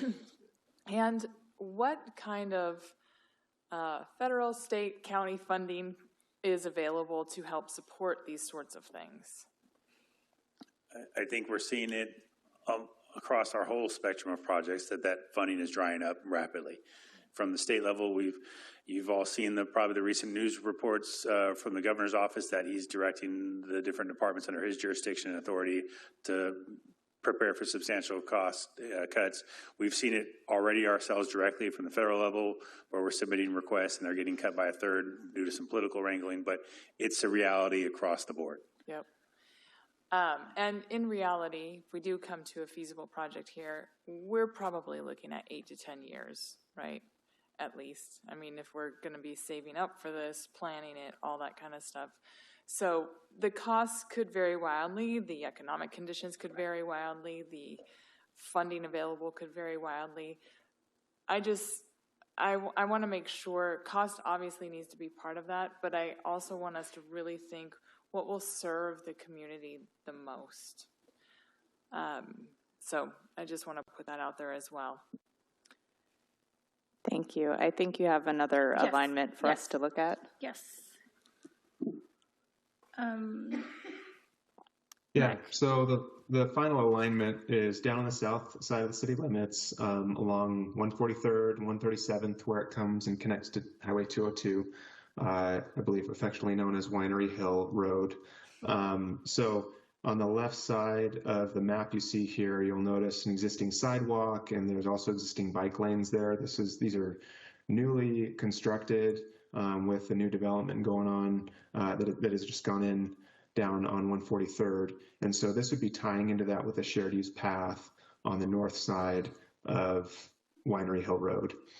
And so just like the retaining walls that went in with that new development for that sidewalk and bike lane, that retaining would need to extend for a little bit down the hill to accommodate any kind of widening to the inside curve, as shown by the number 1 on the map there, and the cross section you see on the top right. And so the thought is that here that, there's existing bike facilities that need to be tied into, so there's that consideration. The thought is that downhill cyclists, in theory, would continue to use the shoulder like they do today, and then uphill cyclists, where there's a greater speed differential with uphill cyclists and motor vehicles, they would be able to use this wide sidewalk, this side path, and then when they reach the existing bike lane at the top of the hill near where 143rd, they would transition down to the bike lane. Pedestrians would continue on the sidewalk that's recently been built. So conditions vary along the roadside here, where sometimes there's a need for retaining and sometimes just railing due to AASHTO guidelines for steep side slopes next to a facility. But this one, obviously, one of the glaring negatives of this one is the fact that it's just out of the way, and we have to ask the question: does it truly serve the West Ridge neighborhood and connect into downtown? Not as great as the other ones in terms of directness, but it also connects to another important part of the city with the tourist district and the wineries down at the bottom of the hill. And so it does serve a purpose, just a different kind of purpose than the other 2 alignments at the north side of the neighborhood. And I also wanted to add that the other, and Mac actually alluded to it, is that we have existing facility. The existing facility that we're talking about on 143rd is part of the townhomes that, Woodinville townhomes, I'm forgetting the name that they're calling it now, but the Arabian farm that was, so they have built a sidewalk, really wide sidewalk and bike lane. And then also Chateau Saint Michel project is coming. They are building their infrastructure along their frontage. And then, of course, the roundabout at 202 that also will be coming in. So this was option just looking to, can we use existing infrastructure tied to an existing infrastructure? And this was also the one that would give a path for people that are biking. And so that was just adding another element to providing another amenity to connection. Deputy Mayor? I'm kind of surprised, especially given that that path is currently being redeveloped or is already developed, the number of dollar signs. So and I guess that's following along with Councilmember Edwards. I think that the retaining walls are also taking a notch down, and also having existing infrastructure that you are doing is also helping with the cost compared to 124th. 124th, you see drop-offs and utilities, and I mean, that is just, it's all relative to how the two alignments, if I were comparing those. And that's why you see $1 sign less. And also majority of it is in our right-of-way, so that helps as well. Yeah, it's definitely something we should seek to leverage. However, I think if we're looking for multimodal opportunities, there's only a certain subset that would utilize that. Councilmember Evans.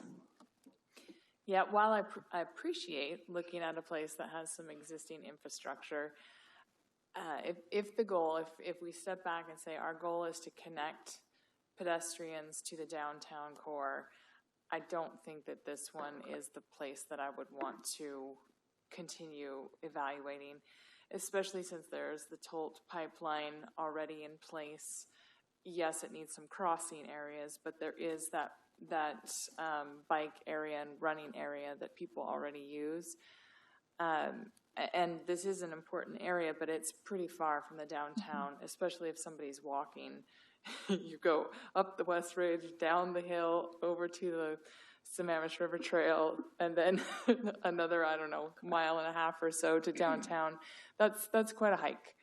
And so if our goal really is to connect pedestrians to downtown, I think we need to have a more direct route. Agreed. I think that route is worth exploring for different reasons, but I agree that I don't think that it serves the main focus, which is connecting to downtown.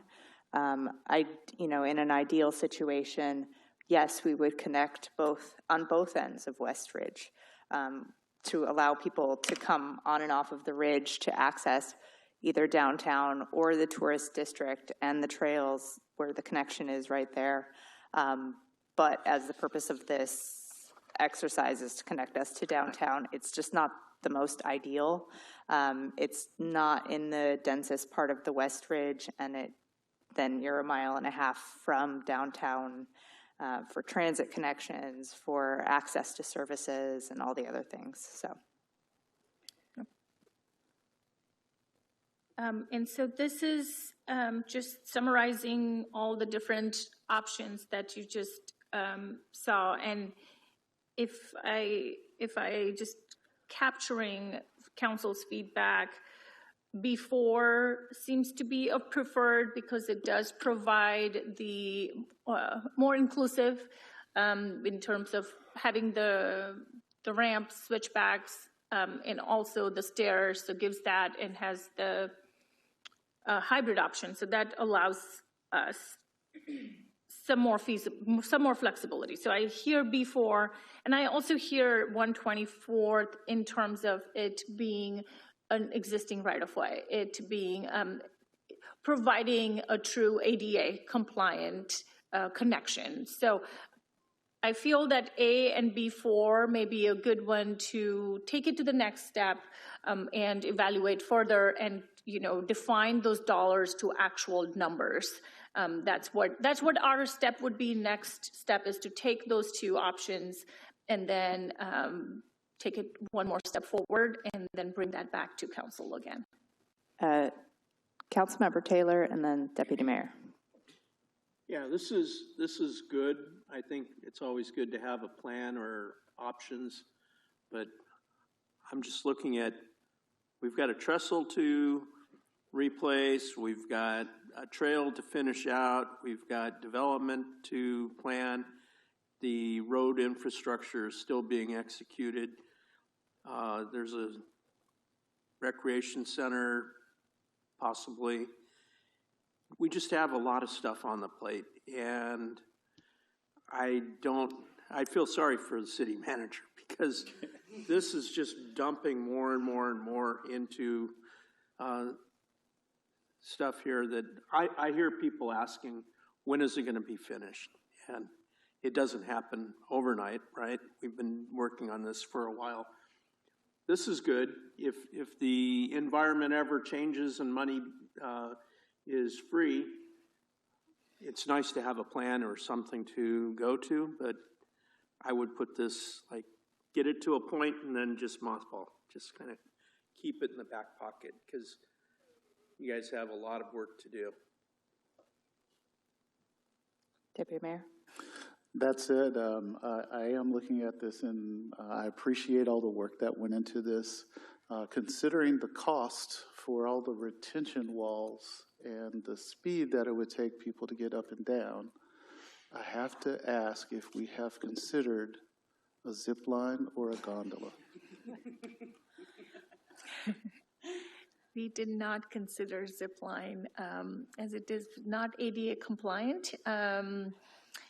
And I'm not sure how inclusive, but that's not an option that we have considered as part of the scope right now. She also shot down the water slide, so don't feel bad.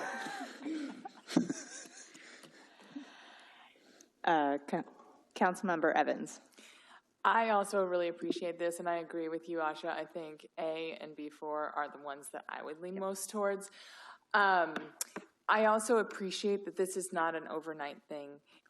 It's not our top priority. It is something that we're working on, getting it to a certain point so that when the time is right, we can start moving forward.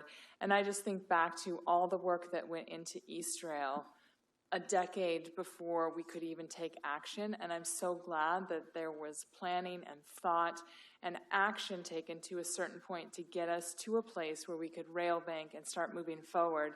And I hope that we can start that process for this because it's really important that we give people multimodal ways to get off the West Ridge. Otherwise, we're just going to perpetuate our traffic issues into perpetuity, and we're not ever going to be able to build enough roads for that. Councilmember Edwards. Yeah, I agree with all of that. I think the one thing I'd want to highlight is for B4, when we do go down and look at the logistics of that, because it's not ADA compliant, trying to look at any ways we can make it as accessible as possible. Even if it doesn't meet that standards, what are the things we can do? Even if it does cost more in certain areas, if there are things we can do to make it at least a little more accessible to people, I think that's important when we look into B4 option in particular. I'm just going to follow up and say that I appreciate the work on this. I know that this is a tricky connection. I have seen photos at the Historical Society of this road, and they look the same as they looked 120 years ago. There's not been any improvements, and it was designed for wagons to go up and down, and it kind of looks like it's still. But I think we owe it to our community to investigate the best options here and to put the work into figuring out a safe connection for people. As Councilmember Evans mentioned, we are going to get stuck into this traffic vortex if we can't figure out alternative options for people. And I know that people are walking, biking, and cycling up and down this hill every day.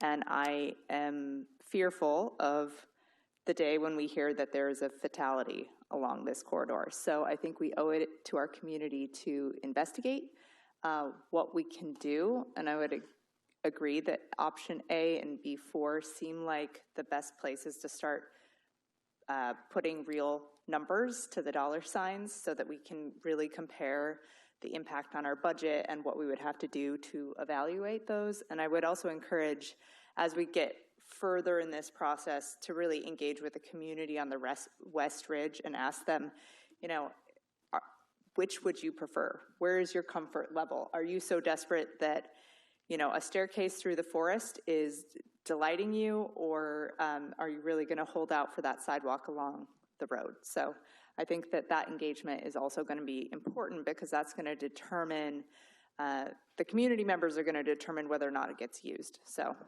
that's just key for me. Deputy Mayor. I would also say, once we begin to engage with the community, we will have alternative routes to present to you, just because there will be echoes from them about why not this place, and we will come to you with those questions. We need a better understanding of those things. And thanks again for the work. I also agree with the two paths that were chosen. Even though the 10% grade is a difficult biking position, I've seen people every weekend bike the 12 and 15% grades that are around our local area.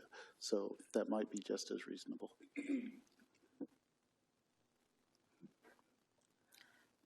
I appreciate all the feedback. I think this is exactly what we wanted to get, and just the timeline, as I mentioned a few times. We presented to Commission last month, and then of course our first touch point with Council today. We'll take alignment B4 and 124 to take in the feedback that we got, and start putting the numbers to the dollar sign, bring that back again to Commission and Council to just wrap up the initial scope that we have right now. But we also, as you mentioned, that we do have, that is the alternatives that we evaluated. We have, of course, I forgot to here, but we do have an outreach and engagement plan as well. And we will do that through different social media. We'll do survey. We may have also at the concerts that we may go, or have an open house. So we are going to look into that public engagement and outreach, but we wanted to get the alignment down, so not have 6 options to present. So we wanted to narrow it down to 1 or 2. And so I think this is, so we are, staff is very much in line with what Council is expecting on this project, at least for this phase. And then we'll wrap this up with the technical memo that summarizes all the work that we have done. And then depending on, once we finish with that, whether this project goes to the next phase or not will be part of the CIP discussion. Any other questions for Mac or I before? I think that was it. Thank you so much. Thank you very much. We will now move to our last business item of the evening, which is discussion on establishing data center uses. Thank you. Good evening, Mayor, members of the council. Just let me go ahead and bring my presentation up. So this is something that we've been planning, while I wait for this to come up, this is something we've been planning to have a conversation as we've been hearing council members having some questions and wanting to have a discussion on it. And so we kind of scheduled tonight as a chance to just kind of do a quick introduction. And there's also some question for discussion with you, as I think there was some stuff that came up about what does our zoning code allow and doesn't allow. So a little bit of quick background. Data centers are, for people that aren't familiar, data centers are facilities that house computer systems, storage, network infrastructure, and they store, process, and manage digital data and applications. They come in different configurations. Sometimes they're owned by a single operator. Sometimes they're owned by the organization itself. There's sometimes a party that owns, and then they'll rent out spaces to others. And you can sometimes see some of these data centers with just a single organization, or sometimes there could be multiple organizations in them. And it's worth noting that these facilities can vary in size quite widely. They can be from under 5,000 square feet to some of the really large facilities are over 1 million square feet. And I think there's even one that's somewhere in the United States being planned that's going to be like even up to 10 million square feet. So wide range of sizes. The ones that we tend to see in the news the most, which are the larger ones, are these hyperscale, what they call hyperscale data centers. And these are the ones that are usually owned by major tech companies like Microsoft, Google, Amazon, and they require a substantial amount of processing power and storage capability. And one of the reasons that there's all of this, there's been a surge of construction going on around these is because of artificial intelligence that's been like all over the news. So it's kind of leading to a wave of construction in order to be able to support it. So some by the numbers information, in November 2025, the United States had about 5,427 data centers. They're anticipating over the next 4 years, the value in terms of construction is set to more than double. So quite a bit of hundreds of millions of dollars, or actually into billions of dollars, are going to be invested. Planned projects are expected to add up to 332,446 megawatts of electricity demand. Here in Washington State, which affects Woodinville and stuff, we're anticipating data centers to add about 2,200 average megawatt load by 2030. And just to give you an idea how much juice we're talking about, 1 megawatt source powers about 700 to 750 average homes. That can vary depending on peak load and things like that. But basically, we're talking about just for data centers using enough power that would normally be for about 1.5 million homes. They also are known to have a lot of water consumption and help to keep these systems cooled down.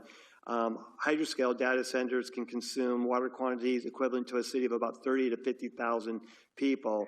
Smaller, more typical or medium-sized ones, they don't use quite as much. They use more around the amount of what a golf course usually consumes. Still a lot of water, but it's these really large-scale ones that really consume the largest amounts of them. But also on the other part of this, while they do use a lot of electricity and a lot of water, on the other side of it, when you do see these in your communities, they don't tend to be big generators of like traffic or parking impacts. But one of the things they do impact for local communities could be because they have to have very extensive security systems. So usually you'll see a lot of fences. Sometimes they look like prisons and stuff. And so they can have visual impacts in a community. So Woodinville zoning code, we did an analysis on this one came up. It does not define data centers in our code, which is very significant because anytime we don't define a use specifically, nor where does it look like it fits with any of our existing uses, then it's considered an unlisted use, and our code does not allow. It basically prohibits anything that is unlisted. So where some jurisdiction zoning codes, basically you have to specifically prohibit it, our code basically says no to everything unless it's something the code enables. So data centers under our current code would not be allowed unless they were to be determined to be like a similar use. And in our evaluation of these, we don't think these even actually fit with even a similar use. So as it stands today, our take on it would be that data center, the zoning code would not allow a data center to be placed within the city. Now, I do want to note, though, like, these small-scale servers that are kind of minor facilities, accessory and integral to an operation of a business like a bank or something like that, they're not really considered data centers. They're just considered part of the business, so they would be regulated the same as a business. So when we talk about this prohibition, we're really talking about, like, the standalone data facilities that we usually see being used to generate larger scale operations and stuff. So this kind of leads to this question about our zoning regulations. And I want to just note, I don't know if any of you had a chance, but I noted it in the staff report. So the Washington State governor had established this, what was called a data center work group, who did some discussions, investigation, research and stuff. And they issued this preliminary report in December 2025 that had a whole list of recommendations about addressing data centers in Washington State into the future.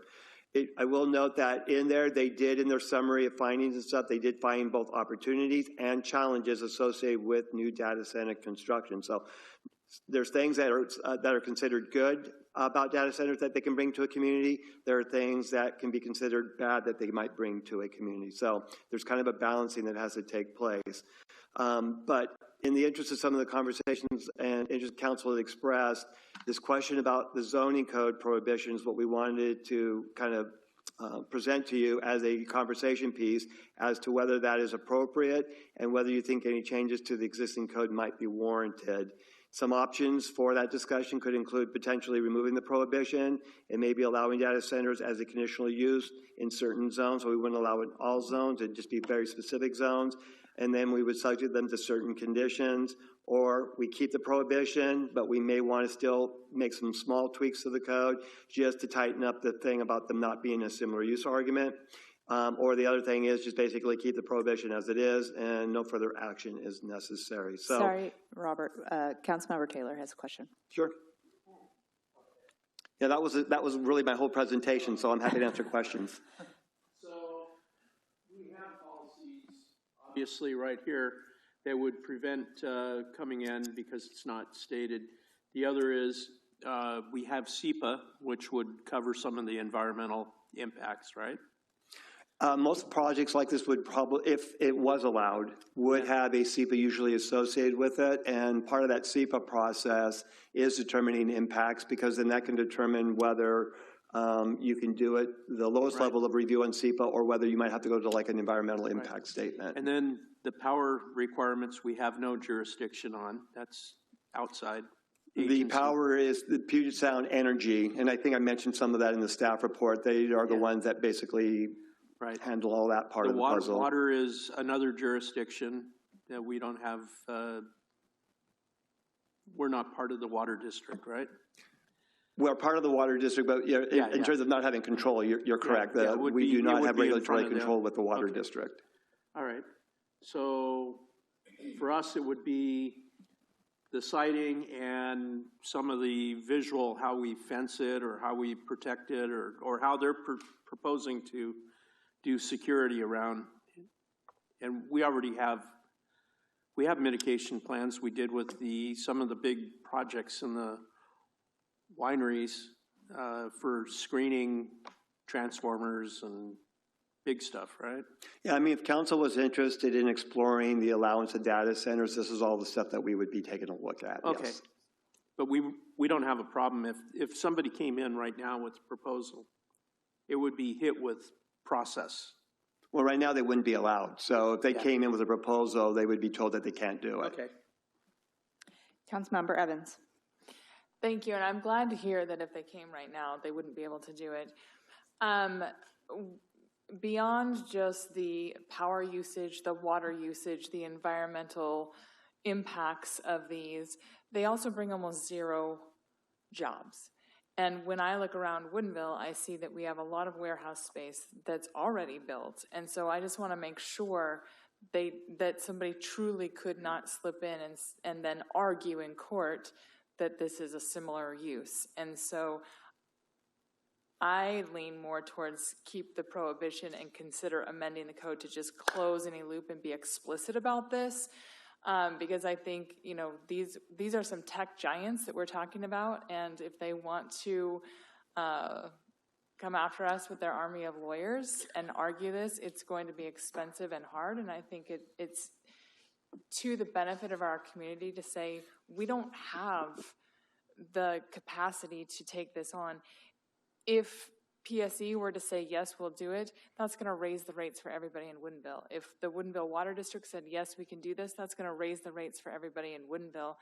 And it also could potentially steal really valuable warehouse space that could be providing jobs for this community. And so I just think it's to our benefit to be very explicit that these are not allowed in Woodinville. Councilmember Edwards. Thank you. Previously, Councilmember Evans wrote an email requesting this as an agenda item, and I signed on as a second.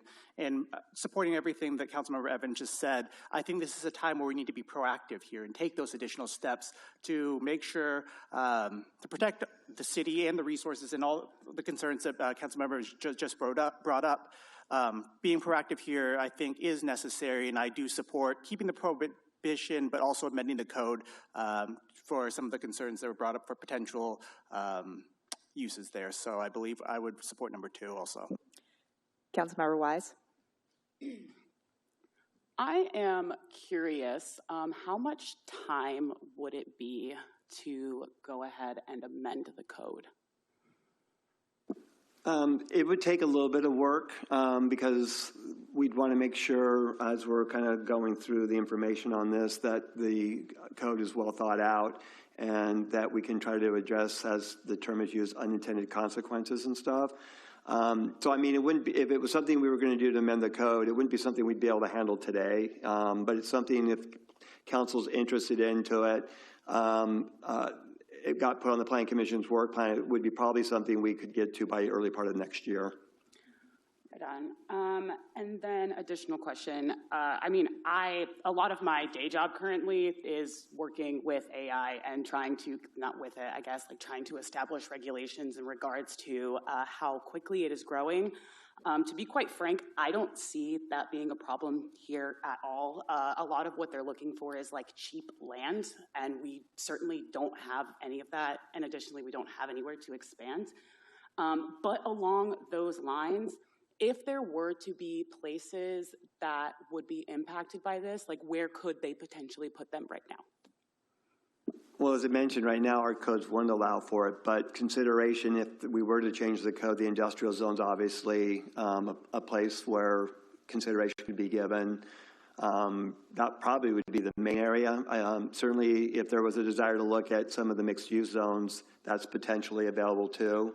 What's going to be left of the general business zone also would be potentially something that could match up with it. But ideally, if you were to look at a zone, ideally it probably matches up the best in the industrial zone. Deputy Mayor? Two quick clarifying questions. The first is we don't support that particular use. However, how will we know about that particular use when, say, someone wants to actually create that entity within city limits? Yeah, you have to get a building permit for a change of use of the occupancy of the building. And so it's through that process that we would be, at this current point right now, we would end up telling them that it wouldn't be allowed. It would be a prohibited use. And the reason I ask is because data centers, especially terminology, is flexible. It can be a data warehouse or an instance warehouse or a support space. So in other words, like, how would we identify a place that does not use the specific term data warehouse? Yeah, I mean, again, they would need a change of use, most likely, and it's in the course of that change of use permit. Basically, they would indicate what's going on in the warehouse, and it would be through that analysis. We usually verify that information and stuff, but it's through that process. Okay, and the other question is, what triggers a SEPA? So the best way to describe it is SEPA is required for any project. They have both project and non-project, but we'll talk about projects, is required for any project unless it's exempt, and then there's a list of exemptions in the SEPA regulations as to when you do not have to perform SEPA. Councilmember Evans. Thank you. I would just like to point out that there are 4 locations in the Puget Sound area that have been proposed for data centers in the last 6 months. And so while I hear that the desire is to go after cheap land, they're also coming for areas in just right around us. Second, I know I had originally asked for a moratorium to give us time to really think through this. And I don't see that as an option tonight, so I'm not sure if we just decided not to move forward with that. And then third, would it be considered a project if they're taking on an existing warehouse that they would trigger a SEPA, or would it just be that change of use there? So I'm not sure where a SEPA would be triggered if they were to take on an industrial space and want to turn it into a data warehouse. Good questions. To answer your question about the moratorium, we didn't bring it forward because it wasn't necessary. If it's already a prohibited use, that's what a moratorium is. It's just basically saying something's prohibited until something takes place, but our code already currently prohibits it. So it was considered kind of redundant to do a moratorium. As far as the SEPA, if somebody goes into a warehouse, there is an analysis that goes in when it's an existing space. It's easiest when somebody builds something new, but even when you have a change of use, there is an analysis that goes on And based on that analysis, and I haven't dug into this, so I couldn't give you an answer today on this, but based on that analysis, a change of use can potentially also trigger a SEPA.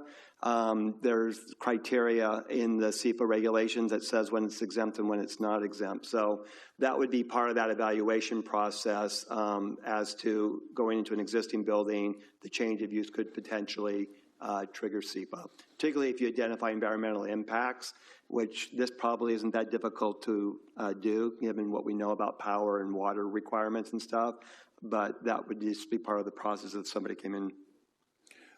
I'll add on that. I think there's an opportunity. There's a couple of good points that I want to just emphasize. I think if the desire of council is to prohibit them, cut it off before it gets to the potential of a SEPA, right? Don't count on a SEPA being triggered. Just make, if that's the desire, it's a prohibited use. And I think to the deputy mayor's point about the kind of the amorphous definition of what this is we're talking about, I think that's probably why like this second bullet point makes the most sense under the options, because define it. They may call it something else, but we want to define what that is. Whatever you call it, this is what it is. And I think being explicit about that. And then again, if the desire is to not allow them, say it's not an allowed use, and we don't ever have to worry about SEPA being triggered or not. It's just not allowed use and it's cut off there.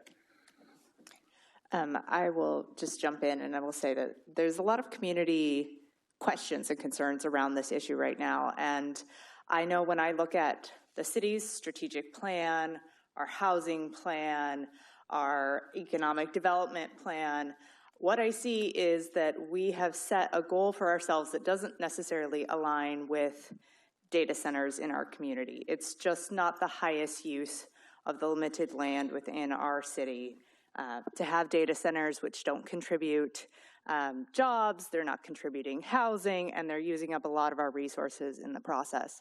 So for me, I appreciate this conversation because I like being able to tell the community that it's very clearly something that is already prohibited. But I agree that if that is the direction that we would like to continue going as a council, that we should explicitly call that out in our code so that there is no opportunities for creative thinking in what we call things or what permits are pulled, so that it's just very clear that if you're looking to cite one of these, you should not look in the city of Woodinville. Deputy Mayor. To the same point about it being something poorly or amorphously defined, I would take it even further with point number 2 and say, instead of defining it specifically around data centers, let's define it around our climate action plan, our environmental purposes, the things that we actually define as a city, to break these things up. Make it about utilization of resource, if we can actually get that. Things close to, but not quite triggering SEPA, because people know how to ride that line quite well. And things in the future that will come that we will want to actually make sure meet the demands of our climate action and reduce costs. Yeah, I would just add, I think that makes sense if there's a desire to allow them. If we have the prohibition, then they're really not digging any deeper into it. So that's one of the things I would ask for kind of clarification. But if we're looking at all that makes great sense and stuff. But if we're looking to not have them here, then basically there's not really that much depth we have to really go into because we're not allowing them. To be very clear, I mean, things that use the same amount of electricity and the same amount of water, that is not called a data center.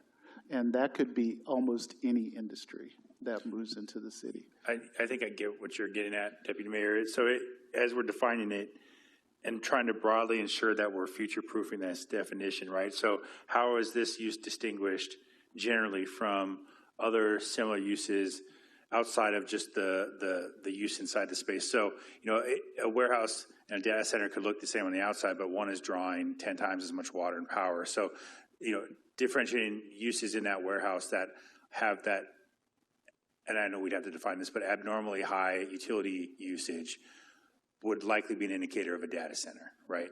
Even beyond a data center, I think we do a poor job as leaders when we look at things and go, there's a big shiny thing that we need to prevent, instead of looking at the reason we're trying to prevent that thing. And the reason we're trying to prevent that thing is the overutilization of human resources.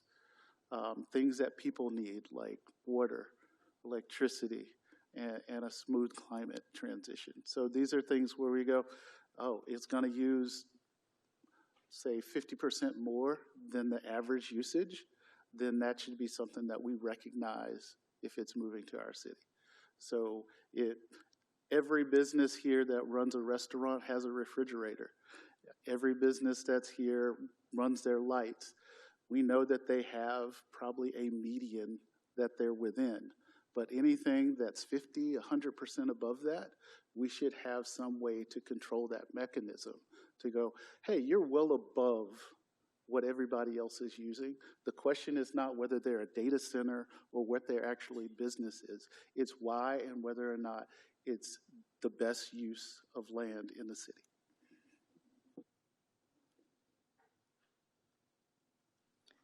Any other comments? Councilmember Taylor? Yeah, I see this as kind of a boondoggle because, as you say, we can't have a data center in town. A data center, you know, and I've been involved in a business that had a data center. You got to do it from the foundation up. They're not going to occupy a warehouse. They have to dig up the foundation. They're going to put in a copper grid. They're going to do a lot of shielding. They're going to do a lot of extra work. They're going to sink in big vaults and power. The business that I moved into, Woodinville, years ago, we had to dig a big vault. There is a lot of power out here along the slough. And you would know about it, and those would be permits that would be coming through. And, you know, I think you have good review of those that, you know, nobody's going to be looking to come in because they're going to see all the process that they have to go through. And it's not new construction. We're not offering new construction here that they would need. There are a couple buildings outside of this town that have been set up as data centers with the copper grid and a lot of power on the outside, but nothing here in town that I'm aware of. So I think we're covered, you know, with all our process. Deputy Mayor? The point of clarification, the council member said that we are not offering new opportunities to build. If someone wants to come in and say, I bought this warehouse and I want to tear it down, they would request a permit, but they couldn't build one. My understanding of what he was referring to, and you can correct me if I'm wrong, you're referring to opportunities for like a new data center, which there would not be an opportunity for that. And once again, my scope is not data center. I believe data centers are the current shiny, and at some point in the future, we're going to say, well, this is not a data center, this is X. There's a new thing that comes around at least every 20 years or so. So my concerns about new thing X and how it actually affects us. Robot washing farms, SpaceX recovery rocket washing place. Those are things that you go, oh, well, we don't want that here either. So it's consideration based on what's a baseline and what goes above that baseline. Councilmember Edwards. Thank you. 2 parts here. The Deputy Mayor brings up a good point of things that we definitely should consider. In my thoughts, though, I think we do need to highlight data centers as a thing right now. That's the thing, the threat that we see at this point in time and the concerns we have about. I think that needs to be specifically highlighted in a change for number 2 there. And then if there are other things that we could look into, I think that could be a part or something separate added onto that. But I think we need to do the specific call out to data centers in particular to meet the moment right now.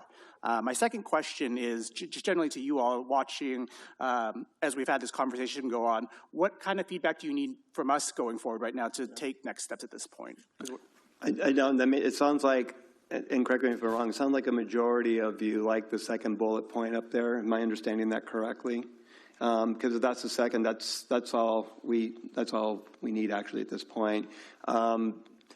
This probably would get incorporated with another update. It wouldn't be done as a standalone. It would just be incorporated when we're working, because we still have to finish up our GMA updates. I think I've mentioned this before. So after we get done with the inclusionary zoning, we've got EMU, and then we've got cleanup to do, and we can incorporate that when we're doing the cleanup.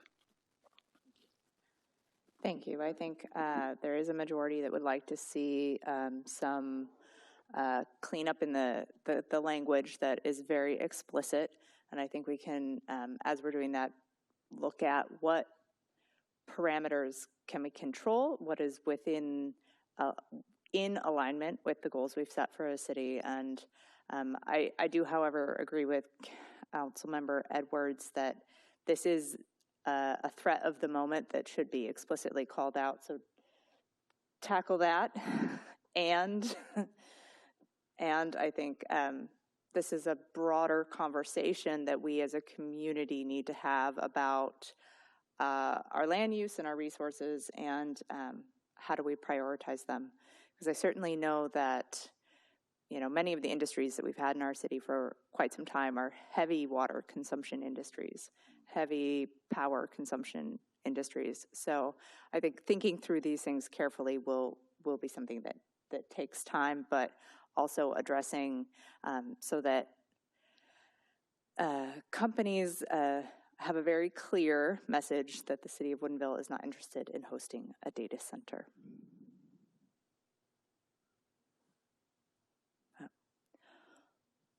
Anything else? No? All right.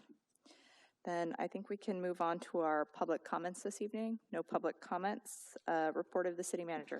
Thank you, Madam Mayor. Two quick items this evening. One, obviously, we have our busiest part of our community engagement season coming up with our concerts, our Celebrate Woodinville concerts. So starting July 8th, every Wednesday through July. We'll have a booth at each of those. We're still finalizing, as I mentioned earlier, the topic and for conversation for each of those booths at those events. But obviously, those work most successfully when we have all of you come out. Hopefully, and I know many of you avail yourself of the opportunity to come out for the summer concerts. But if you would, make sure you or let us know if you're planning on coming to the table, to the booth. We can kind of make sure we have at least one council member throughout most of those events. Same for the community conversations that we have throughout the non-summer season. We'll send out, I know when we first started the community conversations, we had kind of a sign-up chart. We may try to do that again just to make sure that we're having some council members show up. So you'll see some messaging from me probably at my next weekly update on that. Try to make sure we've got council members for those community conversations. Separate topic, Asha and her team, and I'll say mostly Asha, monumental effort. They've now got all the paperwork, and all is quite a volume, into WashDOT for the trestle project. And this is all the funding packages, all the reviews, everything else. She's been doing this basically nonstop for the last, seems like, month. But finally, we have everything signed and into WashDOT for their final stamp of approval that hopefully they've said they have 3 weeks to do. We'll be pestering them on probably a near daily basis starting next week to get that, because that's the last piece we need before we go out to bid. So we are racing to try to get that done after 10 years. So hopefully soon. Thank you. Thank you. Reports of council members. Councilmember Evans. Yeah, so Thursday we have our next Chamber Business Luncheon, and it's the state of healthcare in our area. So it's a great luncheon to go to and hear about evergreen healthcare especially. And then on June 30th, I'm going to be doing an East Rail 10-year visioning work with the broader coalition of communities and our nonprofit partners. So looking forward to that, and just bringing back some of that visioning that goes from Woodinville all the way down to Renton and all the municipalities in between, in terms of where people are seeing East Rail Trail going. That's it.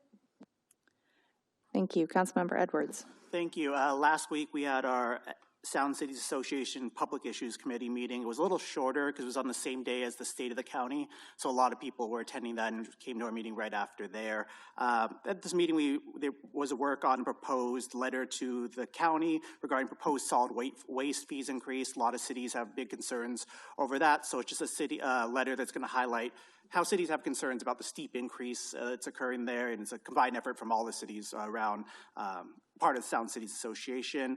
And the next SCA PIC meeting will be hosted in person at the City of Kirkland. Deputy Mayor. This past Friday, we were able to have our Eastside Transportation Partnership meeting in this building. It was a great time. We also had an opportunity to have someone from King County Metro come through and answer a ton of questions, and we'll need to follow up with them to continue to discuss additional routes in Woodinville. We also had a partner in Bothell who discussed needing to extend the 522 BRT out to Woodinville, how that would be complementary for both cities. So I'm excited about those journeys. Also excited and want to show a moment of appreciation for the recognition of Juneteenth. For those who are unaware, that is June 19, 1865, when the final area of Texas where plantations had been alerted that they were now free. So I had a fantastic celebration for that this past weekend, and it'll be this coming Monday that I believe city staff has off as well. So thank you so much for the recognition of the holiday, and please take a moment to recognize what that holiday means to people in our country, especially at this time. Thank you. Councilmember Wise. Nothing tonight. Thank you. Councilmember Taylor. I think I'm going to put on my safety hat and make a message tonight. School is out, kids are out, and it's good, weather is good, and it's good that they're outside and not, playing the games. But the electric bikes seem to be out there. They're the new trend, and everyone's got them. And they're riding on the wrong side of the road. They're zipping across the intersections, just not paying attention to traffic, sometimes without helmets, sometimes riding wheelies, doing that down Woodinville, Duval, and holding up traffic out there. So just if you're a driver, be aware that you've got a lot of extra pedestrian traffic out there, and they're enjoying the sunshine. They're experimenting with new toys, and just be aware. And if you know somebody that's got those, you might suggest helmets and safety and right away, and teach them the rules of the road. So that's. Thank you. I spent my weekend having conversations about road construction, and I anticipate that will be the topic of conversation for much of this summer. And so I would encourage all of you, council members, as part of this community engagement, we are all going to need to be engaging with our community, urging them to practice their patience and to pay attention to road signs, because conditions around the city are changing as we are turning projects on and off or shifting lanes. So I think this is an all hands on deck when it comes to keeping our community informed, helping to tell the story about how we have worked to bring these projects to our city, and that we are improving the infrastructure for those who live here. We are adding safety, sidewalks and crosswalks and all sorts of things. So I think it's just an encouragement to all of us to be really vocal in our support for the delays that come with construction, which we are seeing across the city right now.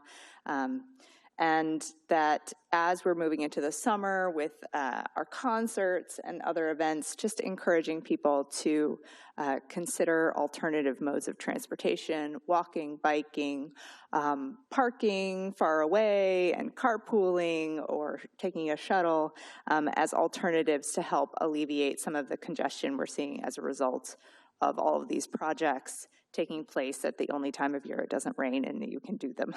So, and on a similar note, the deputy mayor and I were able to have a very initial conversation with Circuit, a company that provides on-demand shuttle services in Bellevue and Redmond, because we recognize that the community is struggling to get around. And so we were just exploring opportunities for providing more mobility here in the city of Woodinville. And that's all I have this evening. Motion to adjourn. Meeting is adjourned.